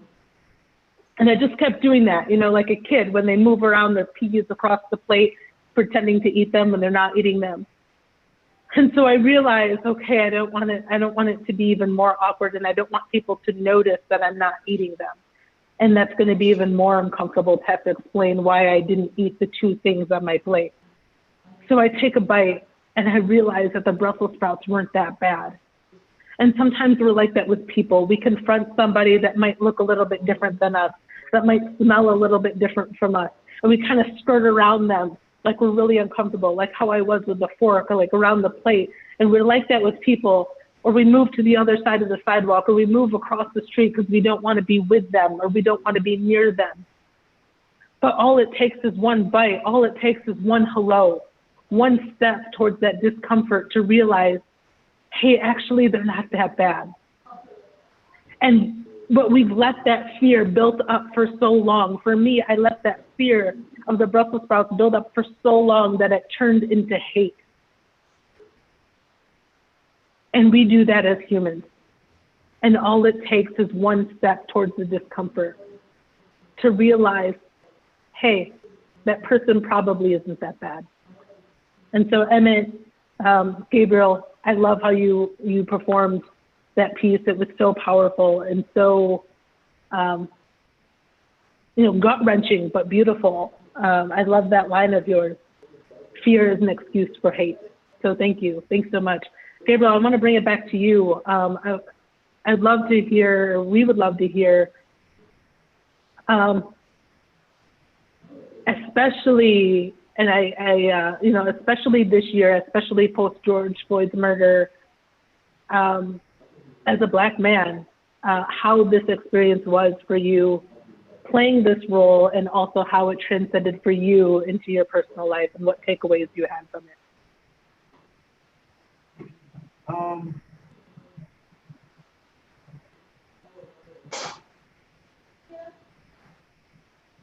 This role was difficult for me once I got into it, especially I didn't really know much about Emmett Till. I went to from 2nd grade, I went to a predominantly white school, and so Black history was Martin Luther King, Rosa Parks, and Harriet Tubman. So we didn't really learn much about it. And going through the script and learning that Emmett Till was 14 years old, it was crazy to me because I'm older than that, and the fact that much hate could be directed to a person that's younger than me was astonishing. And for me in my personal life, every time I leave the house, my mom always tells me, be aware of your surroundings and, pay attention to what's going on around you. And I never really took that to heart because it didn't really mean much to me. But looking at this, no, people are actually out here getting killed. So it kind of resonated with me in that way. I don't know. I guess this piece was just really powerful and really opened my eyes. And yeah.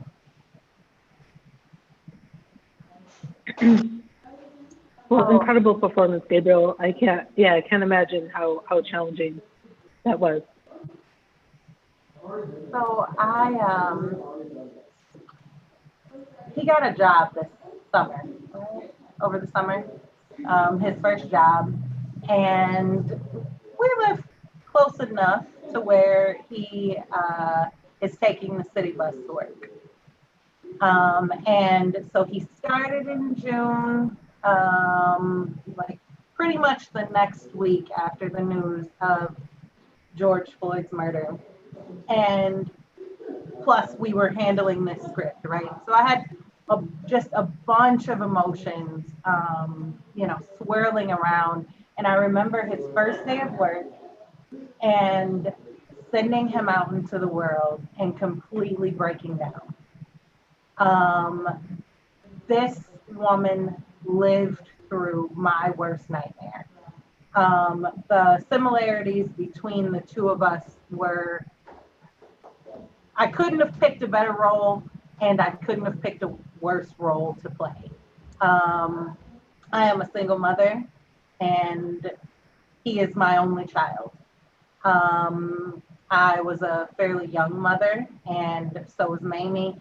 And just the similarities made it almost impossible for me to separate myself from that role, because this could literally happen to my child at any point in time. These are fears that I carry everywhere I go, anytime that he is out of my sight. And it is balancing. So in the beginning, when Mamie is, she says, I hope I didn't spoil it for him, but I had to tell him the truth. I don't want to crush his spirit. That is my day to day. And there is this blind hope and trust that I have to put into the world, like that he's going to come home to me in one piece. But we all know that there's a possibility that that might not happen. And that is a mother's fear in general. But I think raising a young Black man in the world today, that fear is just so heightened. And you can't tell that much right now, but he's like 6'1", and he has a very sweet face, but he's not a small person. And when we talk about fear, there's another piece, another kind of striking point in the play where they talk about the impact of media. And they talk about, how grotesque drawings were, and how those images were portrayed in the media. And that, so it's been this very orchestrated sort of marketing that has made my son, as sweet as he is, something to be feared. And because of that fear, it has justified a level of hate that could mean that my son might not come home to me. Just because he was walking home from the bus stop, or because someone saw him walking too close to their house. And I know he screams when he sees spiders. I have yet to meet a more gentle giant than my own child. But these things, because we don't know, and the work hasn't been done to break down those biases. The work has not been done to address that fear, that discomfort. So it really has, I think it did the opposite for me that it was intended to do for audiences. And I think it validated the fear that I have. Thank you so much for your honesty, and thanks for being real with us. People need to hear the real, even when it's uncomfortable. They need to hear dialogue like that. They need to hear not just dialogue, but real life. Thank you, Kiana. Again, I'm just floored, definitely. The part where I first started crying during the play was Mammy's line saying, "I could never forgive myself if anything ever happened to you." Kiana, as a mother, especially as a mother to a teenage male, what advice or what thing would you want white mothers to know that they perhaps wouldn't have experienced or wouldn't have gotten? If you could say anything to them, for them to have a glimpse of understanding in what that journey is for you and for many others with Black sons, what would you want to share with them? And if you need more time to think about it, we can come back to you.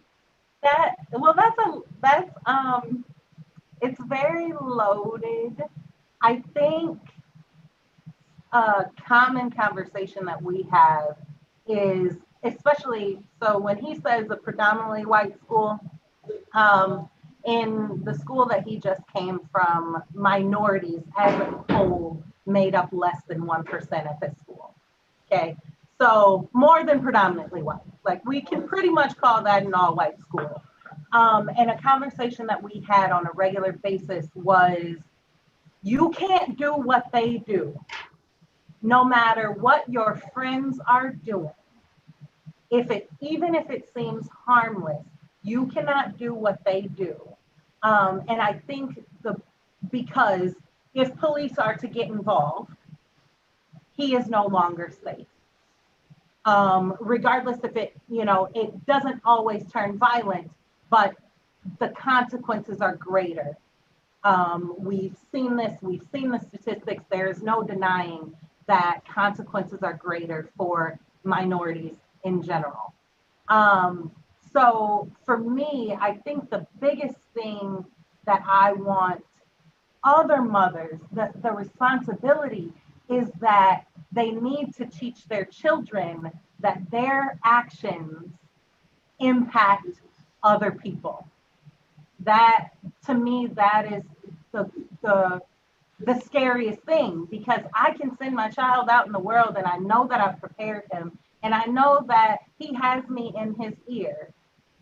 But I also know that I have no influence over these other kids who, they might think it's okay to throw rocks at a car. They might think it's okay to, they get pulled over and they make a big scene with the police. Well, anytime that you are misbehaving or acting out of character, you are putting my child at risk, because the consequences are not that great for you, but they could be astronomical for my child.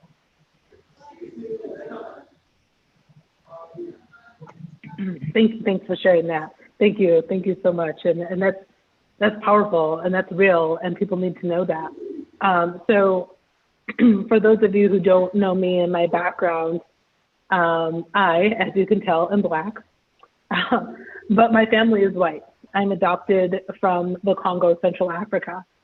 And I was always too afraid to have uncomfortable racial conversations with my parents growing up. Even though there were so many injustices that occurred to me because of my identity, I was too afraid to talk to them about it, except for once.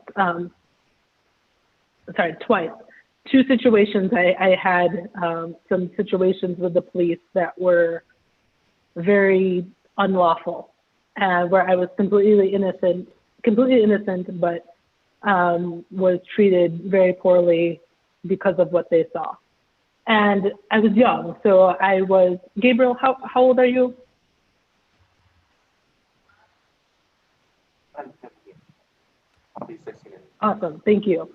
So I had just turned, so similar to you, I just turned 16, just got my license, and got pulled over for an absurd reason.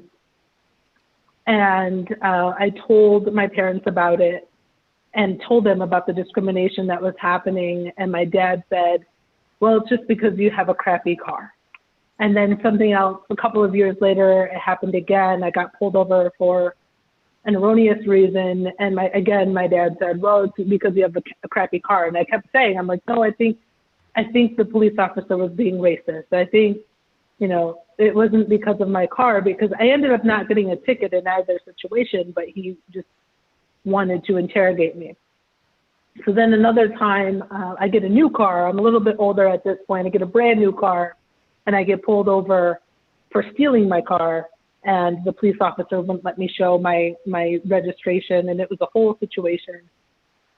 And luckily, when this happened, I worked at Varnum at the time, and so I name dropped that I worked at Varnum at the law firm. And so finally, the police officer lets me go, and I come home and I tell my dad what happened. And I said, Dad, it wasn't because I had a crappy car. This car was brand new. And he was really uncomfortable and just kind of just shrugged it off and didn't really know what to say. And my dad and I didn't continue that conversation until the summer after George Floyd's murder. And I said, remember all those times when I was telling you this? And then he was like, yeah. I said, it wasn't because of my car. And he finally got it. And so I would say my advice to those on the call too, there are going to be times where it feels uncomfortable. You might feel guilty just hearing it. Like my dad probably felt guilty hearing that because he didn't want something to happen to his daughter because of her identity. And so for him, it was more comfortable for him to just ignore it and to shove it under the rug, which ended up putting a divide in our relationship because then I felt like I couldn't come to him. And it took years. It took until this summer that we were finally able to connect and have a real talk about it. And he cried and my mom cried. And they said, well, why didn't you tell us before? And I said, I did. I told you many times, but you didn't want to hear it. And so it might be hard, you know, especially as parents or if we have loved ones who are going through something. My advice that I would give is to hear it, even if it feels uncomfortable, because chances are it is going to feel uncomfortable. But had my dad had my back then, I would have told him about so many more things. And thankfully now I'm 35 years old and now we have a really great relationship. But only because sadly and tragically, George Floyd's murder, seeing it on TV sparked conversations for us to be able to have those conversations again because it was forced in our face. So if there are opportunities that we can be there for one another, be there, be present. It might feel uncomfortable, but it's going to be better in the long run. And you're going to build better bonds and better relationships and have more knowledge that you might not have known before. And so in my dad acting the way he did for those years, he then missed out on so many other opportunities that I could have shared with him that I didn't feel comfortable with. And then therefore I missed out on him. I missed out on being able to have those moments with my dad. And I was trying to shield him because I didn't want him to feel uncomfortable because of how I looked and because of how the world saw me. And so even when it's uncomfortable, be present for others. Growth comes out of it. Yeah. So, oh, go ahead. No. Can we introduce new people that came in and get a few, because we're going to be running out of time. This is great. This is great. We have a couple new people that came in, and Danny, I think, is one, and Rich is the other. I think maybe those two. Is it okay that they introduce themselves and give a little bit on what they thought about the production, get them involved a little bit? And then I would like to also, I know Zach wants to say something. I would like for to really talk a little bit about the impact of Anne and the film and the impact of what Anne had to say in this play, and kind of get people's background or on, Mary, I don't know if you have anything to say, any history that you'd like to add to that, that aspect of it. Is that okay? I'm kind of taking it for a minute so we have time to get everybody in. Rich? Is Rich listening? Am I here? Yeah. Okay. So tell us a little bit about you and then what you thought. Thanks for coming. Sure. Well, I've done some acting. I'm a social worker. I'm retired. Live here in Grand Rapids quite a few years now. And I know some of the folks whose names I've seen in this. I'll just share what really struck me. For me, I don't know why, of everything in the entire play, but the point when Gabriel was, well, he was being Emmett, of course, and he talked about what he wanted to do as a what his ambitions were as a young man. And he talked about wanting to grow up and be a comic or a comedian, as I recall. And it just struck me that all I've ever known about Emmett Till is what happened to him. And the way that Gabriel just presented Emmett as any young teenager might be talking about things he would want to be as he grows up. It just struck me as that the utter humanity that we don't ever hear about or are in touch with. If we only think about the incident of what happened, and tragic as it is and horrendous as it is, it was just really wonderful to hear something about this young man in terms of what he really, his future might have been. It was just tragically that it didn't, but that just really touched me. Yeah. Thank you for sharing that. Yeah, it did me as well, as people who we've lost and what they may have done, if they were still here. Yeah. Yeah. Thanks for letting me say something. Thanks for coming in. And I think I forgot Wendy too. So Danny, are you there? I don't see Danny. I don't hear Danny. So let's pick up. Where is Wendy still here too? Because she came in and we weren't able to say hi to her, and I don't see Wendy. Do we see Wendy? No, did she leave? Hey, Edie, before you jump into the Anne section, yes. Can I just make a comment real quick? Sure. Kathy had made a comment and said, I'm always struck by actors' ability to play someone else, especially when those people have experienced trauma. It was difficult for me to watch the racist. He wasn't a mayor, just a racist. One of the mill. And I had a hard time imagining how the actor could play the role. Well, Scott is not with us tonight, so I just did want to share. He actually, on multiple occasions, lobbied me to not play that role. He wanted me to bring in another actor to play that role because he didn't know how he could physically go, emotionally go from playing Otto to playing JW. And I thought about it, and it just felt like the core cast, the energy of the core cast would change if we brought in this other person for that part. I don't know why, it just felt like it needed to be him. And by one of the few graces of the medium, we had to have to do it in this. He was actually, we filmed, he gave his recitation of that when we did the original filming of it, but he was able to re-record it a few days later, and he shaved his mustache, and he got to do the role by himself in another recording. And it was amazing how difficult it was for him to do that. And so I appreciate Scott's being able to embody that character, because I know it was difficult for him to do that. And so I just wanted to share that. It is difficult. After we filmed, we talked about their scenes after we filmed Emmett's scene. I got a hair in my mouth. After we filmed Emmett's scene, we had to break up some of the sections in the filming, and I remember Gabriel just going, that's hard. That's just, whoa. So I'm so grateful that the work that each of these actors did translated in this weird medium. So I'm so grateful that you guys watched it. So, and that their work stood.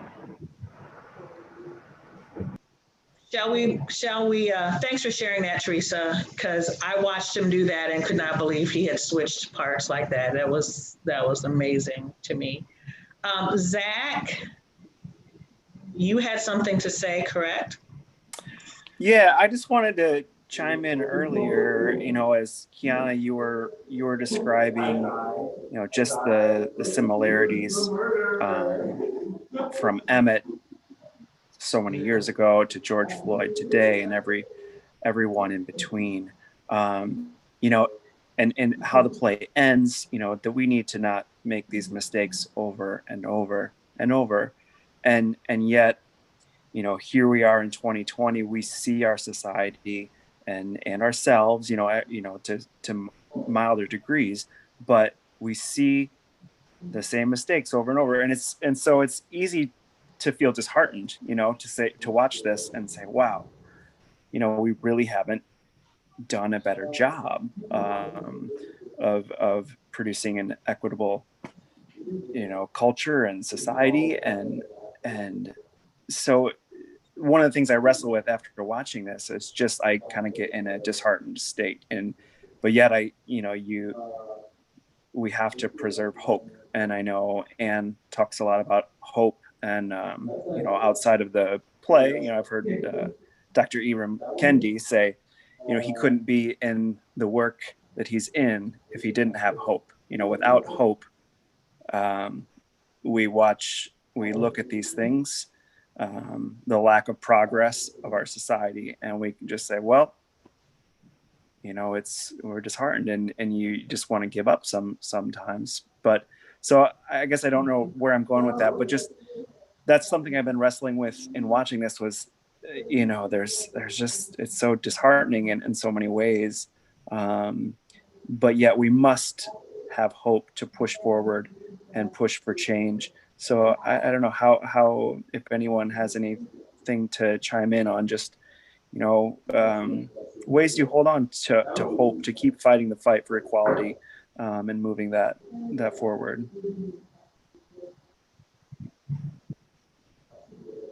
Can I make a kind of comment on it? I think one of the things that we do here with Ebony Road Players is to try to just enlighten people with different stories.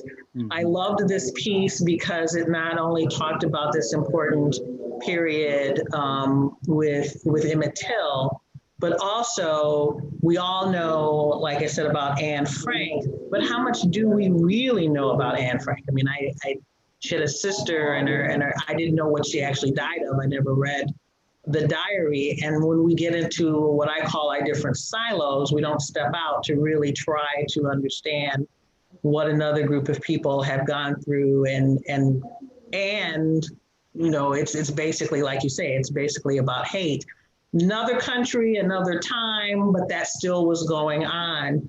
And I've had people watch this film who are part of the Jewish community who have just cried because they're not that far. Their parents weren't that far from going through some really horrible things. I was hoping one of my friends was going to come today and really share her history and share her experience, which I think sometimes is very, very difficult. But what we do as a theater company is to try to bring all these stories together and be in one room and talk about it, and try to start a conversation with other people. I was totally hurt by, in this day and age where the Jewish temple was defaced and there was a Jewish cemetery, just in the last, couple months, was defaced. And it's like, what the heck? What is going on here that this is happening? And so I thought this play was kind of perfect timing to really talk about looking at how other people right now are afraid for their lives as well.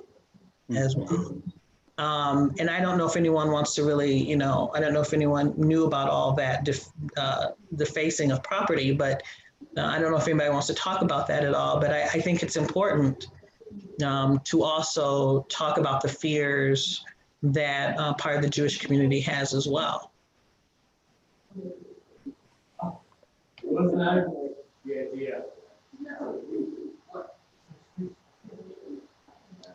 I think that. Go ahead. I think Gabe wants to say something. Gabe, you're on mute though, dear.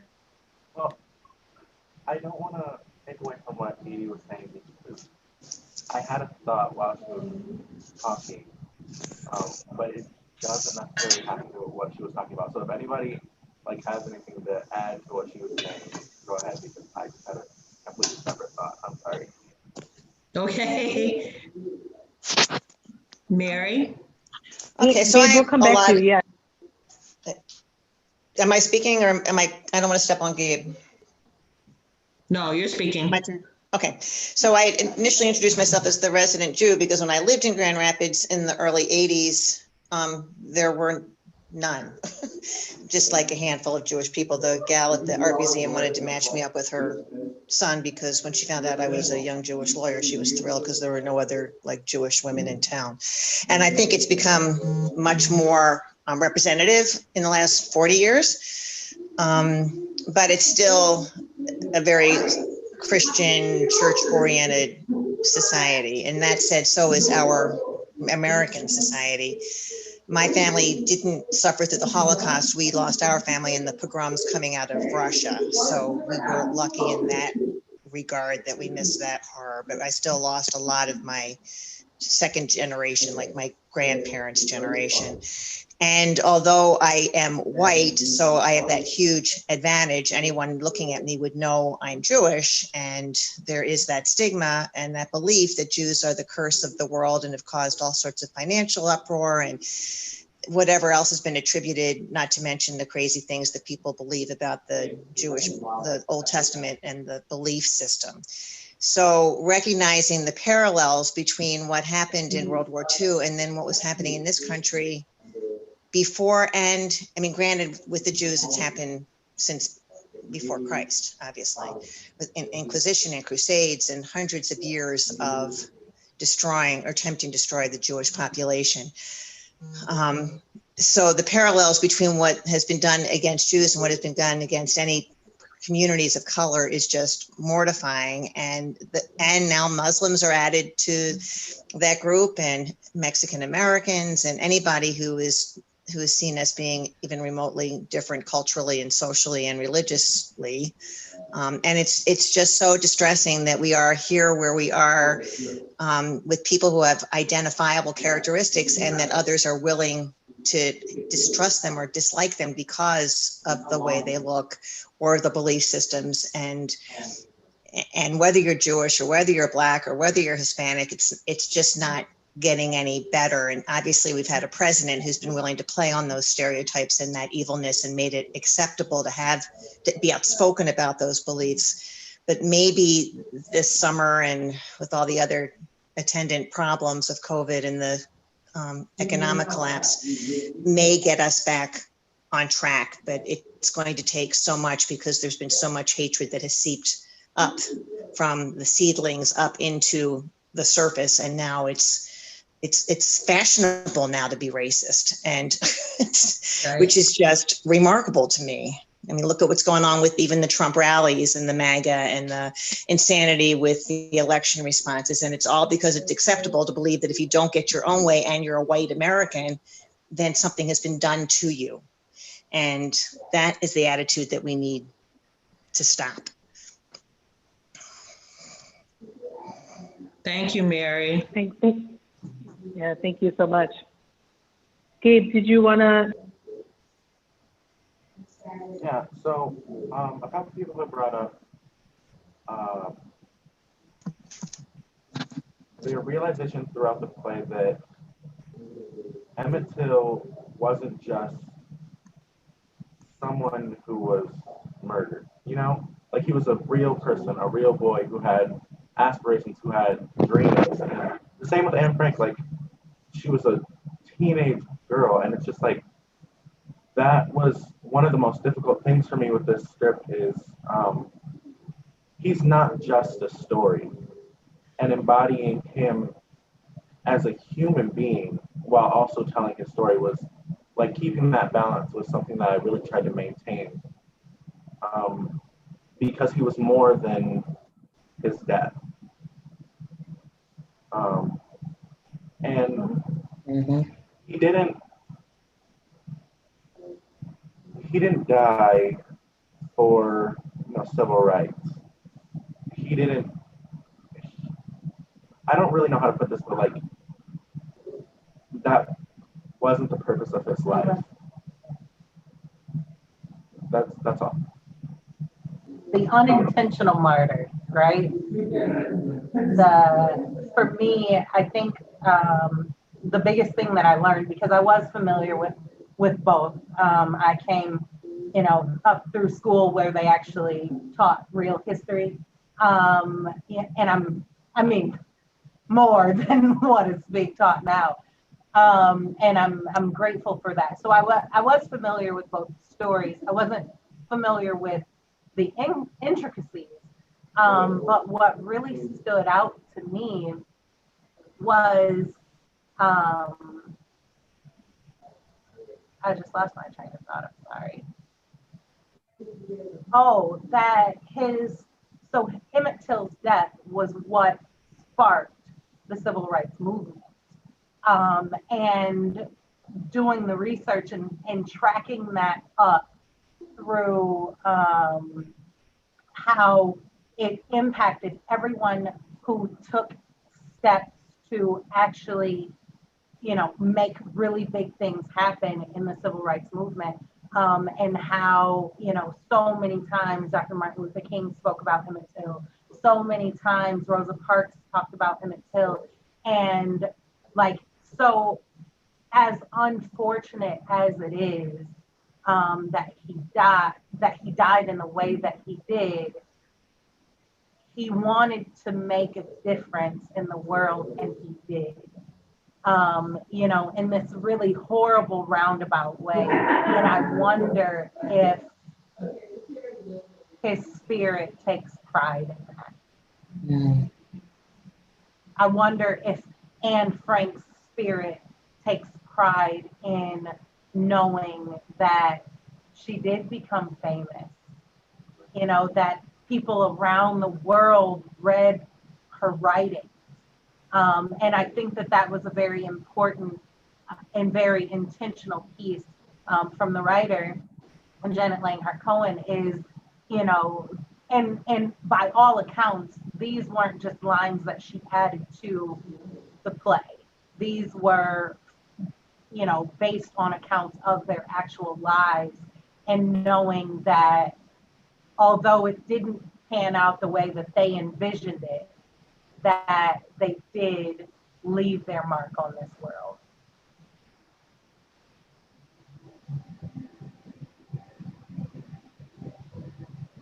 Yeah, that's such a great point, and that's beautiful to be able to capitalize on, to be able to focus on the change that came from the tragedy. I know we've been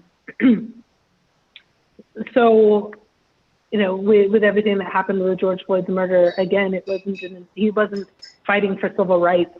He was just trying to cash a check or something, right? He was at a convenience store. He wasn't doing this march as a rally cry. He was just trying to live his life day by day. And Frank was just trying to survive.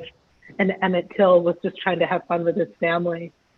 And it is, I know, Zach, you had mentioned this earlier about how it's easy, and I think, John, you might have mentioned this as well. It's easy to feel depressed after having these conversations and focusing on these people's lives. It's easy to get down. It's easy to let fear creep back up. It's so easy for us to be scared, to be walking like this, like we're over our shoulders all the time. But it is important to focus on the greater good and what can come out of this, and how stagnant we still would have been, tragically, had these murders not happened. If the world didn't see it, if the world didn't read Anne's book, we would have just carried on as if nothing was happening. We would have been complacent. And it's so important to get out of that complacency and turn this into action. The work of diversity, equity, and inclusion never stops. It's continuous. These conversations never stop because we're humans, and humans continue to evolve. But we have an opportunity to create change. And we may not boil the ocean today, but we will make an impact in our world starting today. And so I want you all to think, I'm a firm believer that the work of diversity, equity, and inclusion needs two things. It's continuous based on accountability and action. And it's important that we are comfortable with one another and having these dialogues, because having these dialogues with each other helps us be empowered to have dialogue with our family members, with our kids, with our partners, with our friends, with our colleagues. And so when we're confronted in a situation, which we're going to, when we hear something, know that you have the ability to say something. And so I want you to think about two things moving forward that you're committed to doing, two action steps. And I know everyone in this group is woke, obviously. We're a part of this. But we also have a place. We have a place to make even greater change. And it doesn't have to be this large, grandiose gesture. It could be just a simple thing. So I want you to think of two things as we are here, of two action steps that you're committed to doing in your personal life and in your work life that will increase and contribute to equity and inclusion. It doesn't have to be something huge, but something that that you will commit starting today. So that conversations like this don't end on a Zoom. Conversations like this turn into actions that turn into power, that turn into change, that turn into a more equitable and inclusive society that we are living in. And we are the ones that are responsible for that change. And I love that Carol had mentioned Isabel Wilkerson's book, Path. Isabel Wilkerson also talks about a house and how we inherit the house, and the house is broken, and the house has floors that creak, and it has walls that need repair, and it has windows that need to be replaced. And we didn't damage the house.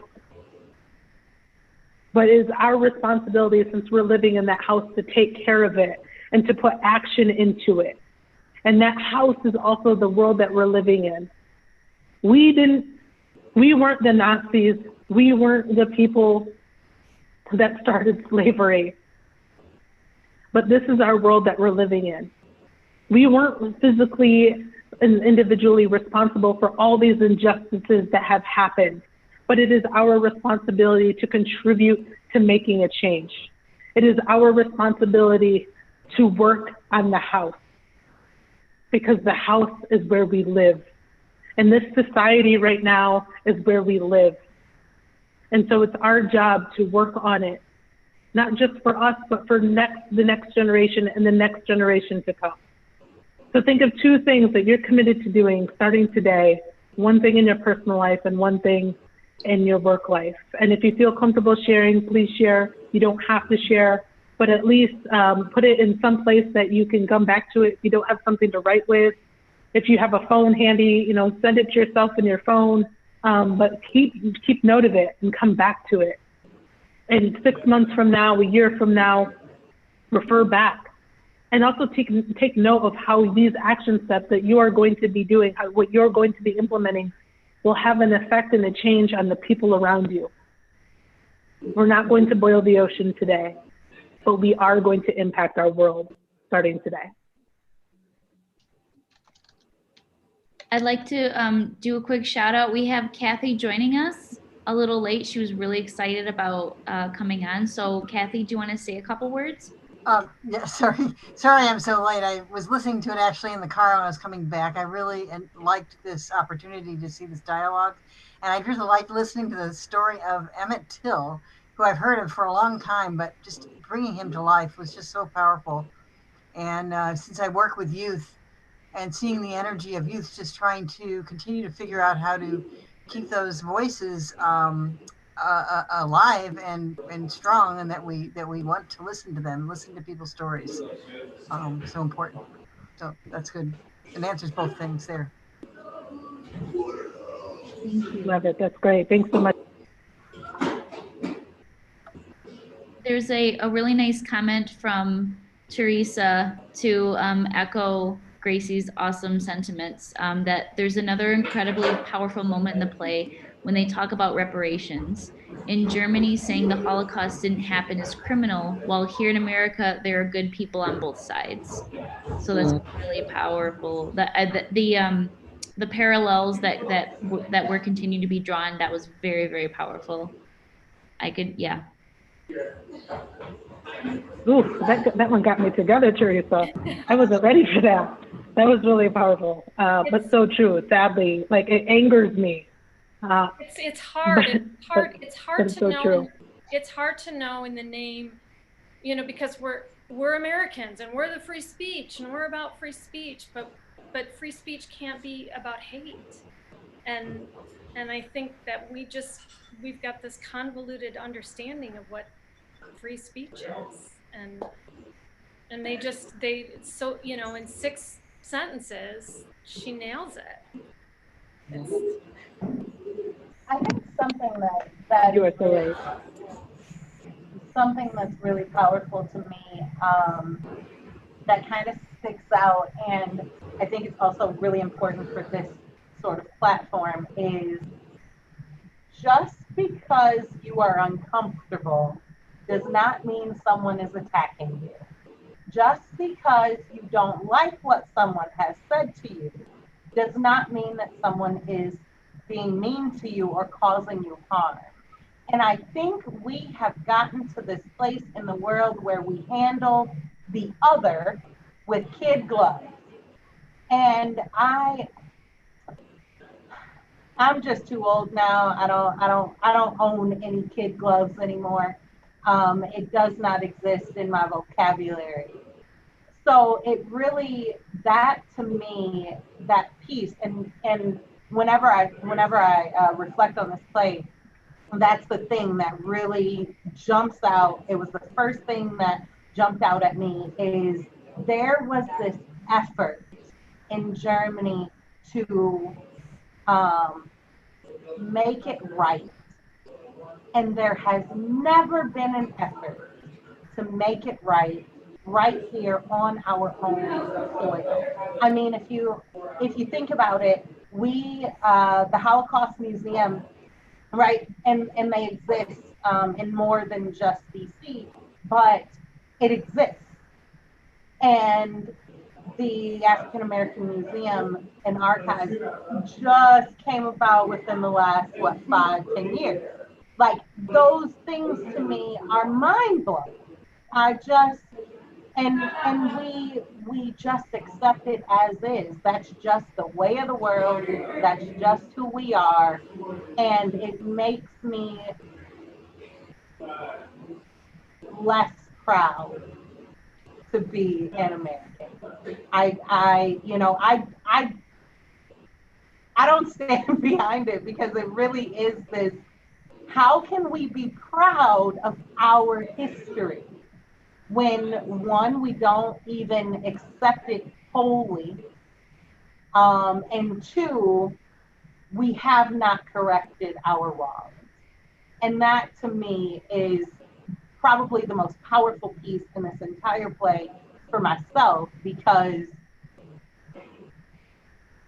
something needs to be done still to this day, and it probably never will.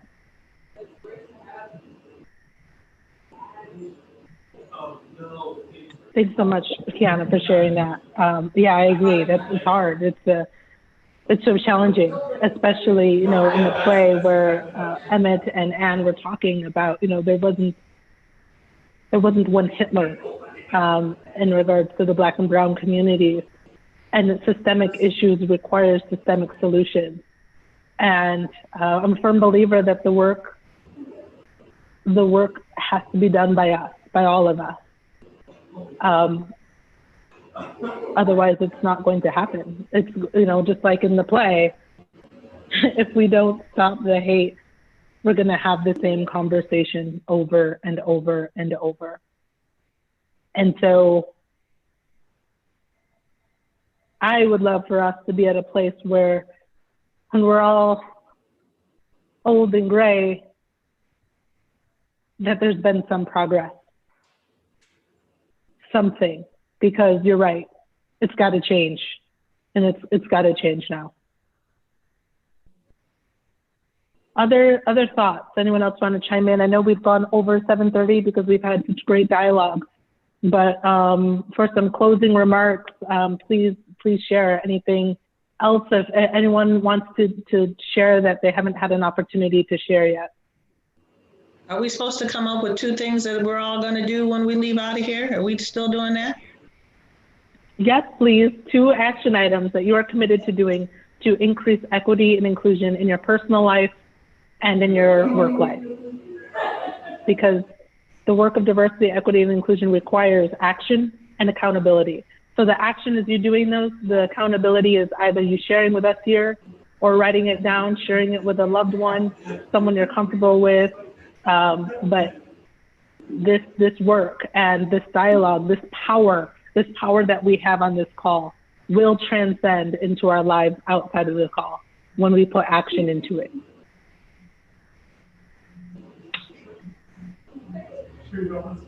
Well, for Ebony Road Players, we want to do more of this.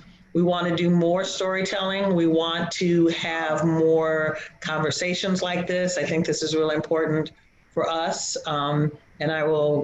That's me personally,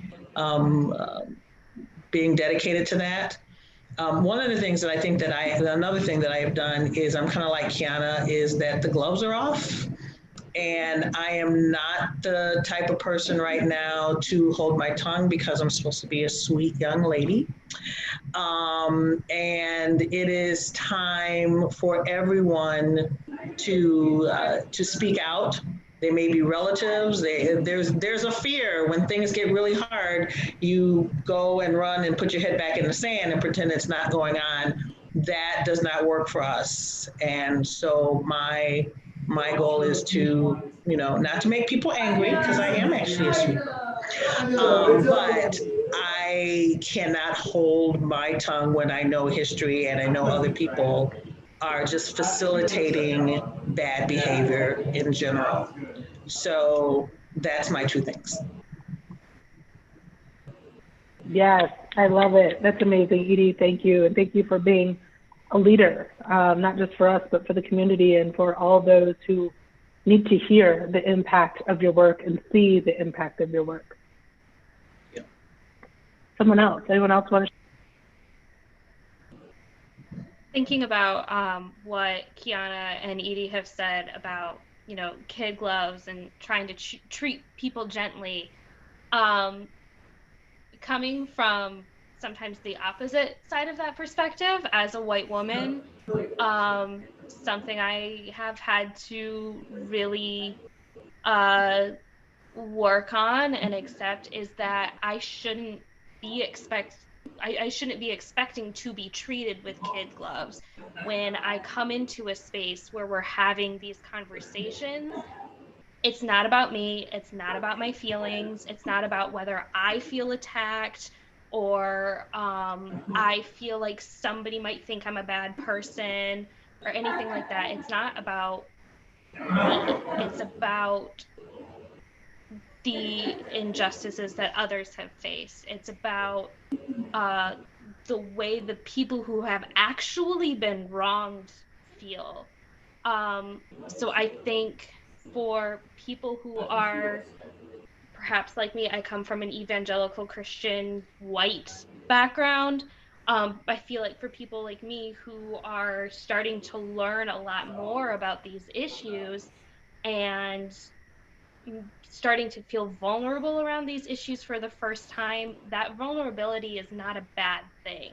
That vulnerability is a good thing. And Gracie, you were talking earlier about Brene Brown. I love Brene Brown. Rising Strong literally changed my life. And one of the things that she talks about is like being willing to fail, being okay with failure, because it's only when you're in that failure that you can look around, see how you got there, and then see how you can move forward and see how you can make things better. So yeah, whenever I think that coming from that perspective, coming from that end of it, we do need to be willing to be wrong. we do need to be willing to not have it be about us or about our feelings and sit back and listen. So yeah. That was amazing and powerful, Anna. Thank you. Thank you so much for sharing. Anyone else? I'd like to do a quick comment. Yeah, thanks. Yeah, so this is my third year. For those who joined lately, or late, I'm on the board for Ebony Road Players. This is my third year getting involved, and so I just want to speak on utilizing different levels of privilege and how you can utilize that in very strategic ways. I got involved with Ebony Road Players because my husband's Black, and I'm a white woman, so he can connect with men in ways that I can't as a woman, and I can connect with white people in ways that he can't, and on in very intimate levels. And so this is it's a thing that we share in ways that we are often left out of communities, and also included when our partner is excluded from communities. And that's a mutual thing that we consistently talk about on a daily basis. And so I would highly encourage anyone to connect with someone in their inner circle that might have different levels of privilege than you, and just kind of team up and be and have that higher level of connection, and try not to feel like you have to tackle it on your own sometimes, because that can be overwhelming, even just thinking of two things to do. Find your posse. I'm married to mine, so mine's easy, but that can help sometimes. That's great, Alicia. That's powerful also. Thank you. Thanks so much. Also, John says, I'm going in the chat. Thanks, John, for sharing. He says, it's dedicated to the creed of this fraternity, Pi Lambda Phi, which includes that all men are created free and equal, and that is incumbent upon me to fight for such freedom, even in my life. And two, his work is baked in a lens for cultural competency and inclusion, which he's responsible for guiding his work and the work of his organization. Thanks for your commitment, and thank you for your leadership, John. Also, the other John. Wait, nope, sorry, same John. I'm going to continue the social justice book club that I started and work to bring more people into the discussion on race. I'm going to speak to the administration at school regarding things a DO worker has shared with me about herself. Maybe a coworker, sorry. A coworker has shared with me about herself and other staff members being uncomfortable with the same treatment they experience. Sherry, thanks so much, Sherry. That's excellent. I appreciate that. And sorry for referring to you as John initially. Thanks, Sherry. I'm actually curious, and I think following this, there are people who have reparations discussions, and I'm curious to see who's having those discussions, where are they happening, who politically is having those discussions, and see how I can support that work. It breaks my heart to see Kiana say it'll never happen, and I understand that. I understand the pain, but if I can use my loudmouth white privileged voice for something, then to me that feels like a meaningful place, at least for me to understand what that means. And maybe on the grand scheme, it's not, as Anne says, well, hell, she didn't say hell, but there's accountants.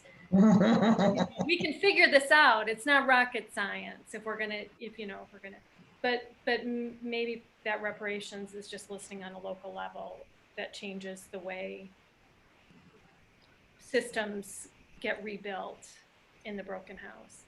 So that's something that that's my one.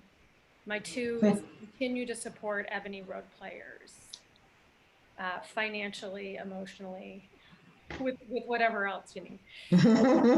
Those Thank you. Kathy? Thanks, Teresa. That's excellent. And one quick thing, I do want to say something about privilege. So sometimes we talk about privilege and white privilege and what that means, and oftentimes white people who I'm presenting to get defensive or turn angry. And so, Teresa, to your point, I love how you use privilege in this context. White privilege does not mean that you've lived a privileged life because you're white. White privilege does not mean that you haven't had to work hard to get what you have because you're white. White privilege means that the color of your skin doesn't present as a barrier for access and for other opportunities. And with that privilege, there is power. And you have power in your voice to be able to use your voice as a privilege and a platform for others. And that isn't anything to be negative or defensive or feel guilty about. That is something that's a tool that's needed. So thank you for acknowledging your privilege, and thank you for using it in a powerful way for all of us. Kathy, you're next. Oh yeah, okay. Yeah, I have so many thoughts going through my head, but I try to get down to one. One of the stories that has been really powerful for me, which that dialogue also affirms between Anne and Emmett, is the Guatemalan Holocaust or genocide story that so many of our Grand Rapidians have experienced through their ancestors. And I don't know, I can just listen I'm a counselor therapist, so I'm listening to these stories a lot. And it just constantly humbles me and reminds me, I have to hear it every day because it's never enough to understand, what people have been going through to get to where they're at. And many of the children have not heard the stories. So just being in a place where I can encourage that storytelling and sharing of past, how we don't forget, we can't forget, is just so powerful. Mm-hmm. It really is. Yes. Thanks, Kathy. Mm-hmm. Also, going back to the chat, John says, to Alicia's point, I believe a new solidarity is needed to counter the white solidarity that exists to protect the status quo. That's great. Thanks, John. Thank you for addressing that. And I agree. I'd like to add to that. Thank you for tagging on to that, John. There's so much I've been learning because I launched a startup a couple years ago, and I learned so much in business about my own privilege and then my own lack of privilege in a very manly world of business, especially in Grand Rapids, and balancing those things. But as a business owner, you have so much power, or even in an upper level of business. And what I have seen in so many allies lately is that instead of saying, I'm not going to work for that company, they do A, B, and C, they go work for that company and they try to change it from the inside. And only when they won't be listened to will they leave. And there's a whole longer conversation with that, but you can actually create change and pockets of change wherever you are, regardless if you work for a Fortune 500 company or a local startup. And so there is so many things that you can do as a leader, even if you're leading 1 or 2 people or 200, to set intentions to make everyone feel welcome in your space, to make sure that everyone on your team has a voice. These are very, very relatively small things and changes and very delicate things that you could bring to the table and weave into your life without having to get a blowhorn out and saying, I'm an ally, listen to me. Like, there's so many different layers to it, especially in business. Very true. Thanks, Alicia. Hi, it's Lisa. I was trying not to say anything since it's almost 8 o'clock. This is open. Go ahead, Lisa. Go ahead. In thinking about everything that we're talking to with speaking truth to power and being able to bring acknowledgement, that's my whole thing. Is the thing that struck me that kind of ties into everything we're talking about is Anne was already in the space of memory, and when Emmett crashed in, she acknowledged him. And so often in my experience as a Black woman, very often I'm the only person who looks like me in the room. And for anyone to look at me and say, I don't see color because I want to see you as a person, I'm gonna need you to see me as color because that's who I am, and that's who I exist as. I am a person of color. And when someone looks at me and says, I don't see you as a person of color, I just see you as a human being, yeah, that's cool, but I need you to recognize that I am a Black woman. And I often use the analogy of growing up reading history books. It always spoke about America as being a melting pot. And when I teach teachers who are going to be teaching children that don't look like them, I ask them, when you think of a melting pot, what do you see? And I'm always hit back with, it's all one color because everything melts together. And I don't want to melt together. I would rather be a salad bowl because in a salad bowl, you can see all of the ingredients, you can see all of the color and all of the vibrant colors that are there, but they're all in there together.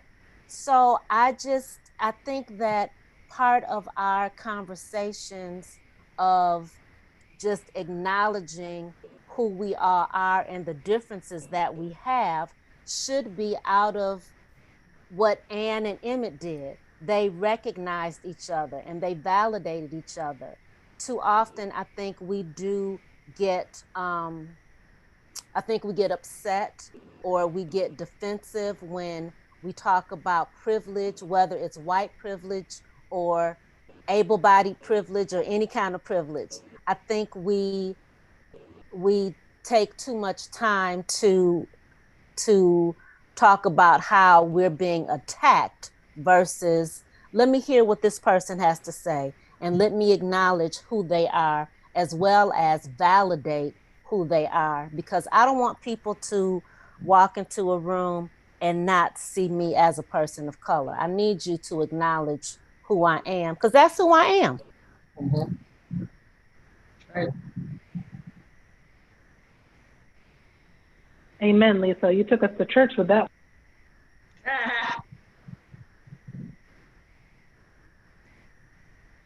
I know it's getting late, so anyone else, I want to offer the opportunity for others to share before we conclude this call. And Zach, thank you. Thank you so much for being a part of this with us.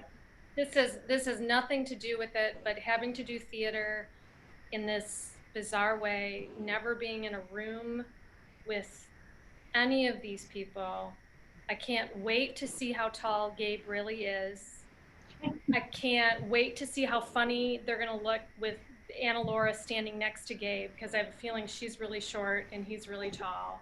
He's about a foot taller than me, yeah. I can't wait to have COVID gone so we can have a freaking cast party and celebrate you guys and celebrate Ebony Road and the work that everybody's done. So party at my house when this is all over. Teresa, you were amazing. Thank you so much for taking this very hard project on. Not only is the production very deep and difficult, but how you had to do it and what it came out looking like, I was really amazed and really happy with it. So I appreciate that so much. Evan Hyde, man, Evan Hyde. The soft music in there is so good. He's so good. He really, and as stressed as I was about this whole thing, because it was very stressful trying to figure out, I always knew no matter what happened, and there's 78 edits I want to do and 68 things I want to fix because that's what you do. That the performances were there. So no matter what happened on the technology side, the performances were there. So bless your heart, guys. You did a good job. Thank you for using my baby for the music. That was great. The rest of you guys, I know, I don't know if anybody else has anything else to say, but I want to thank, can you guys all give Gracie a hand for leading us today? I so appreciate your time, appreciate how you led us, and I'm glad we got a chance to work together in this bit, and I look forward to working with you some more. Thank you so much, Edie. I appreciate it. And thanks, everyone. I'm truly honored. This has been a great experience to work with you all. Let's please stay in touch. If you have Instagram, please follow me on Instagram. I just put my link in there. So yeah, please follow me. Don't be a stranger. Also, if you're on Facebook, let me type this in really quick so you can see it. Hopefully that goes through. If you're on Facebook, follow me on Facebook. My business page is Gracie LLC. If you liked my moderation style, please give me a like. That would be awesome. I appreciate that. Like I said earlier, I've written a book recently, and so I have new agents in New York City who are reviewing my book proposal, and I'm trying to get a book deal any moment now. And so I'm sure Kiana's thrilled because we've been friends for years, and she's been asking me about this book for, 5 years? And so now that it's nearly complete, I'm almost to the finish line, but I would love your support. I'm working with a publicist to have my memoir also be a movie. So please stay connected with me. Follow me on Instagram. It's at the Gracie Harkema, and also like me on Facebook. My business page is Gracie LLC. Again, it's GRACI. There's no E in Gracie. But thank you for all of your dialogue. This was powerful. This conversation was beautiful. And like I said earlier, the work in this call doesn't end when this call ends. The work continues as we go on about our lives. And don't forget your two action steps of what you're going to be doing, and refer back to it and see the progress that not only have you grown as an individual, but the impact that you've helped empower for others as well. So congratulations and thank you. Thank you for having me. Thank you, guys. Tomorrow is Giving Tuesday, so spread the word. If you want us to stay around, we need some donations. So I think there's something on Facebook, right? Yep. So we linked the Facebook event in the chat. I will also send a follow-up email to everybody. And just so you know, we'll probably cut off right after Gracie's amazing closing. But this chat will be in the live stream tomorrow as a recap, as well as another conversation with different cast and crew for Ebony Road Players, just talking about what that experience is like. And also, of course, Edie and Kiana will be our MCs for the evening from 4 to 8 p.m. digitally. It's going to be a blast. Little Space Studio is going to be producing the whole thing. It's going to be a great time. And so, yeah, highly recommend. Share the link. Share your experiences with people, and just like spread that love. Get it out there. Sounds great. Love it. Thanks so much, everyone. Yep. Thank you all for stopping in. We'll see you soon. Bye. Take care.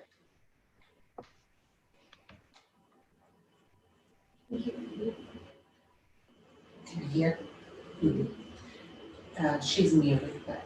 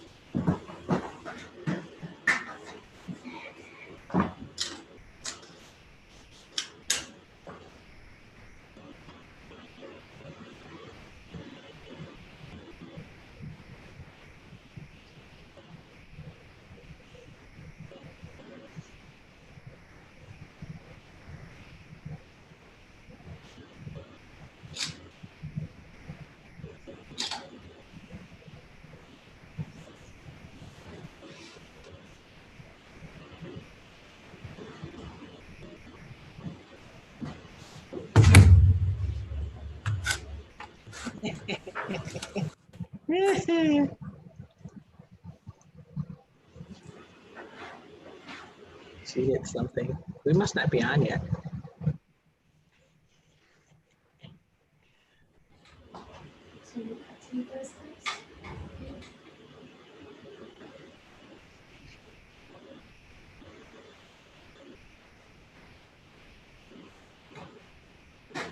Right, we're ready.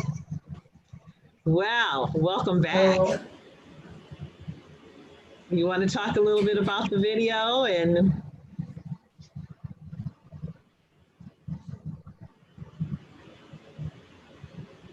can you hear me?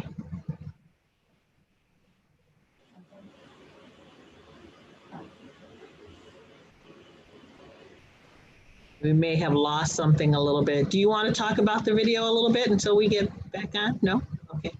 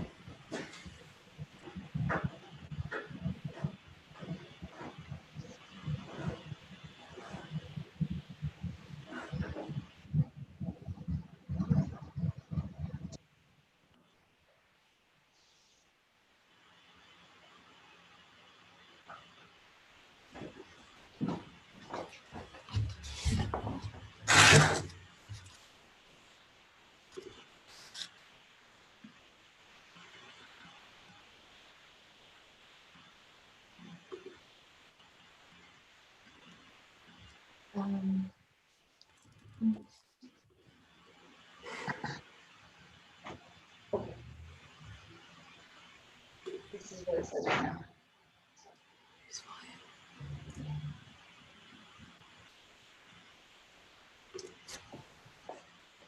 Are they muted? Can you guys hear us?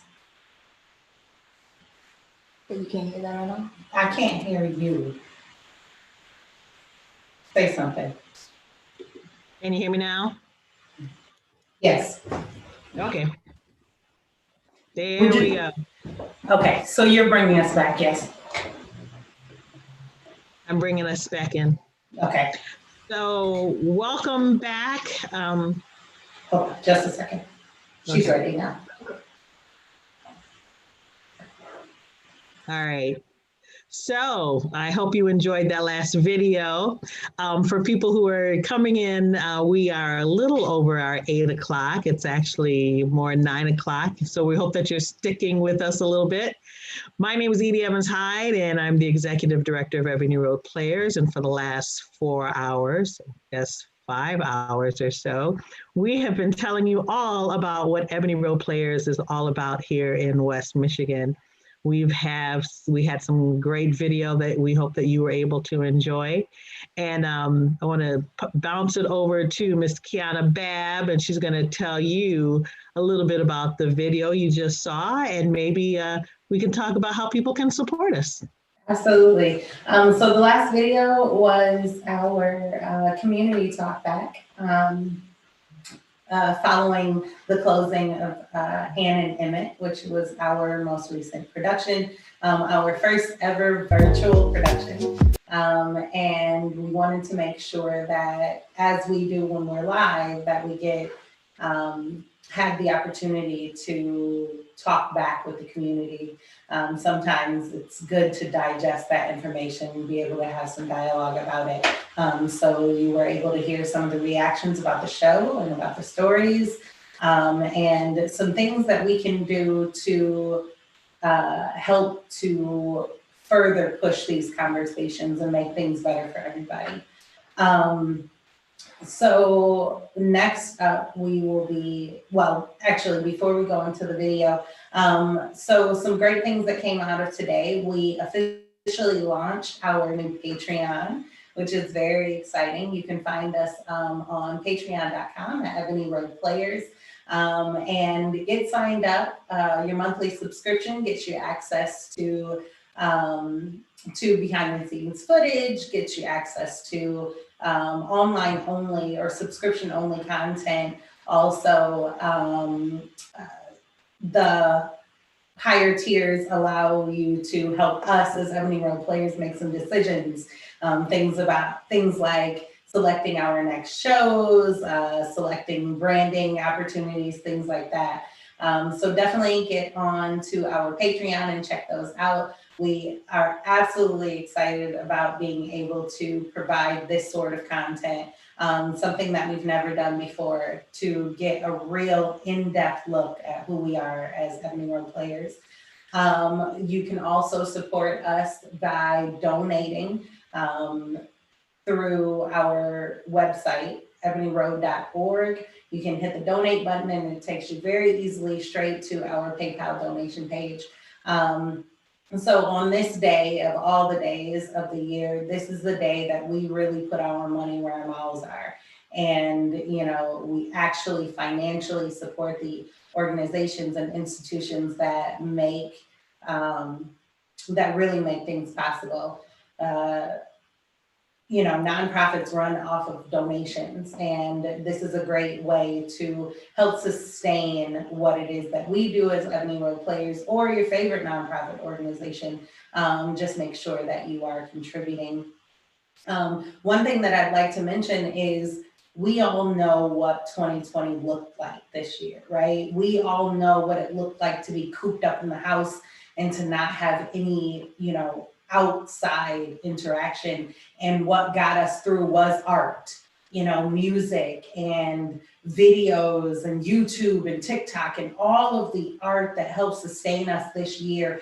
That is where your money is going to, so that we can continue to create viable content, valuable content. So please, you know, take any opportunity to donate to us. You don't have to just do it this day, but it's a great day to do so. So go ahead. Can I jump in for a second? Absolutely. But I think also the importance of the arts is just what you were saying, is that it keeps us going, tells our stories, keeps us alive, but it happens to be one of the least funded things in our community. Even though art is huge in West Michigan, it tends to be not as funded, not well funded, and Black theater tends to be not as well funded either. And that is who we are, and that's what we still work through it, but we really need support building this family that understands the importance of arts from underrepresented voices like we do, or any voices at all. Having that art and having that kind of opportunity to have somewhere to go, you know, whether it's a radio or a play or whatever, it really keeps us sustained. Absolutely, absolutely. So we're going to close out the night with a not too long video, just talking about the impact that Ebony Road Players has on the community. We had various community members, various people that interact with us in different ways, send us videos about what we mean to them. Really gets down to, you see what we do, now this is how it impacts the community. And then also you'll hear from our board of directors on why they choose to support and participate with Ebony Road Players. So I believe we're going to end after that video.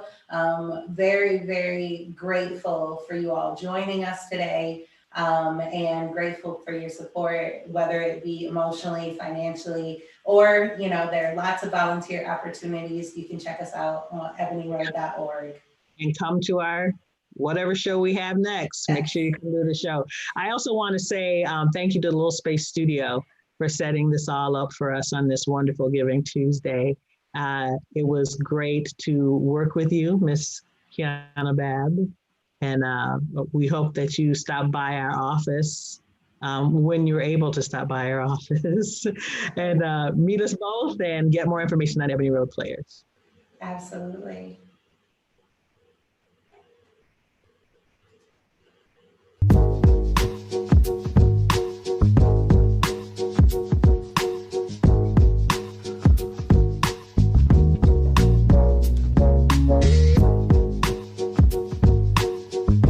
Are we out?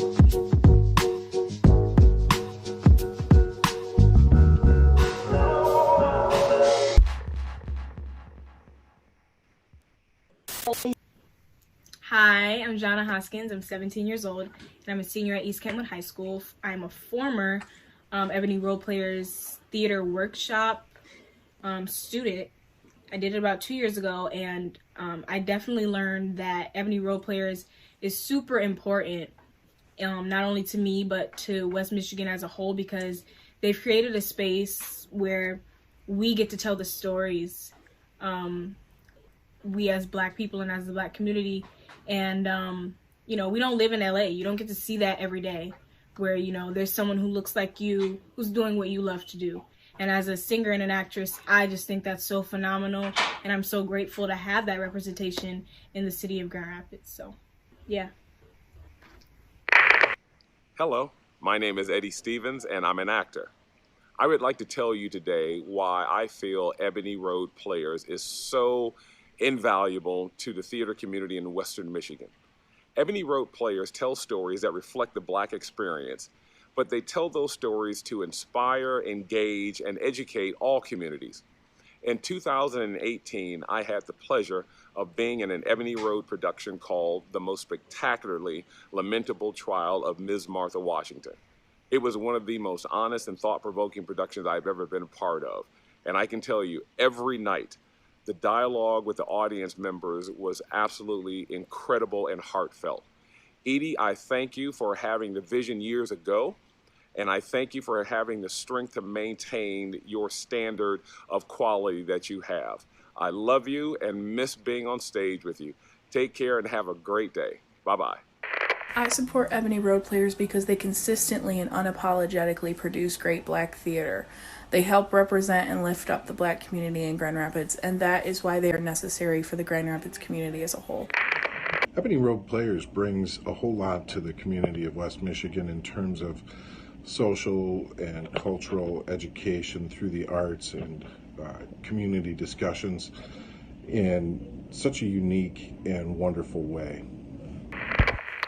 Hi, I'm Mary Jane Porres, and I want to tell you why I love Ebony Road Players, and it starts with Edie Evans Hyde. Grateful for her for giving this community a theater focused on the Black experience. If it wasn't for her vision, her heart, and her tenacity, we wouldn't have it. And what we do have is a place where people get to totally engage in the theater experience, whether it's producing, directing, writing, acting, designing, stage managing, marketing. They can take acting classes, improv classes, and are telling us stories we're not hearing in other places. So if you want to keep your dollars in West Michigan and you want to give local talent a creative outlet, get out to Ebony Road Players and see a show. Hi everybody, I'm Joy Walzak, and I want to share my support for Ebony Road Players. This is an important organization that helps us all tell a community story, and that's important to me, and it's important to my family. This is my family right here, and we believe that organizations like Ebony Road Players help all of us keep learning about our culture and our shared community. It's important to us, and it's important to West Michigan, so thanks Ebony Road Players for everything you do for all of us.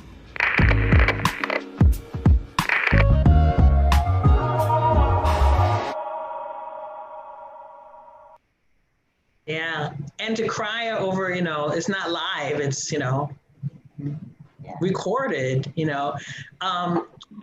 Teresa, I don't know how you guys are starting this, but are we waiting for more people, or before we, so what I think is the best idea is that we just, I'm gonna let Gracie know that I'm like the tech hand. So if you need anything, you can private message me or just let me know how you want me to help facilitate. And I'm just here to help. But I can kick it off and then let Edie, if you want to introduce Gracie or however. I'm recording this whole time, so when we actually make it for public, we can just cut it at a nice point to start. Does that sound okay? Yeah. So how many do we just have? The other 5, or do we have more than that? We have 5 attendees and 6 panelists. But also remember that even if we don't have a huge crowd today, we're going to be showcasing it tomorrow during the live stream. So we're going to even have a broader audience then, and it's going to be part of our archives, which is fantastic. So, and also people can fill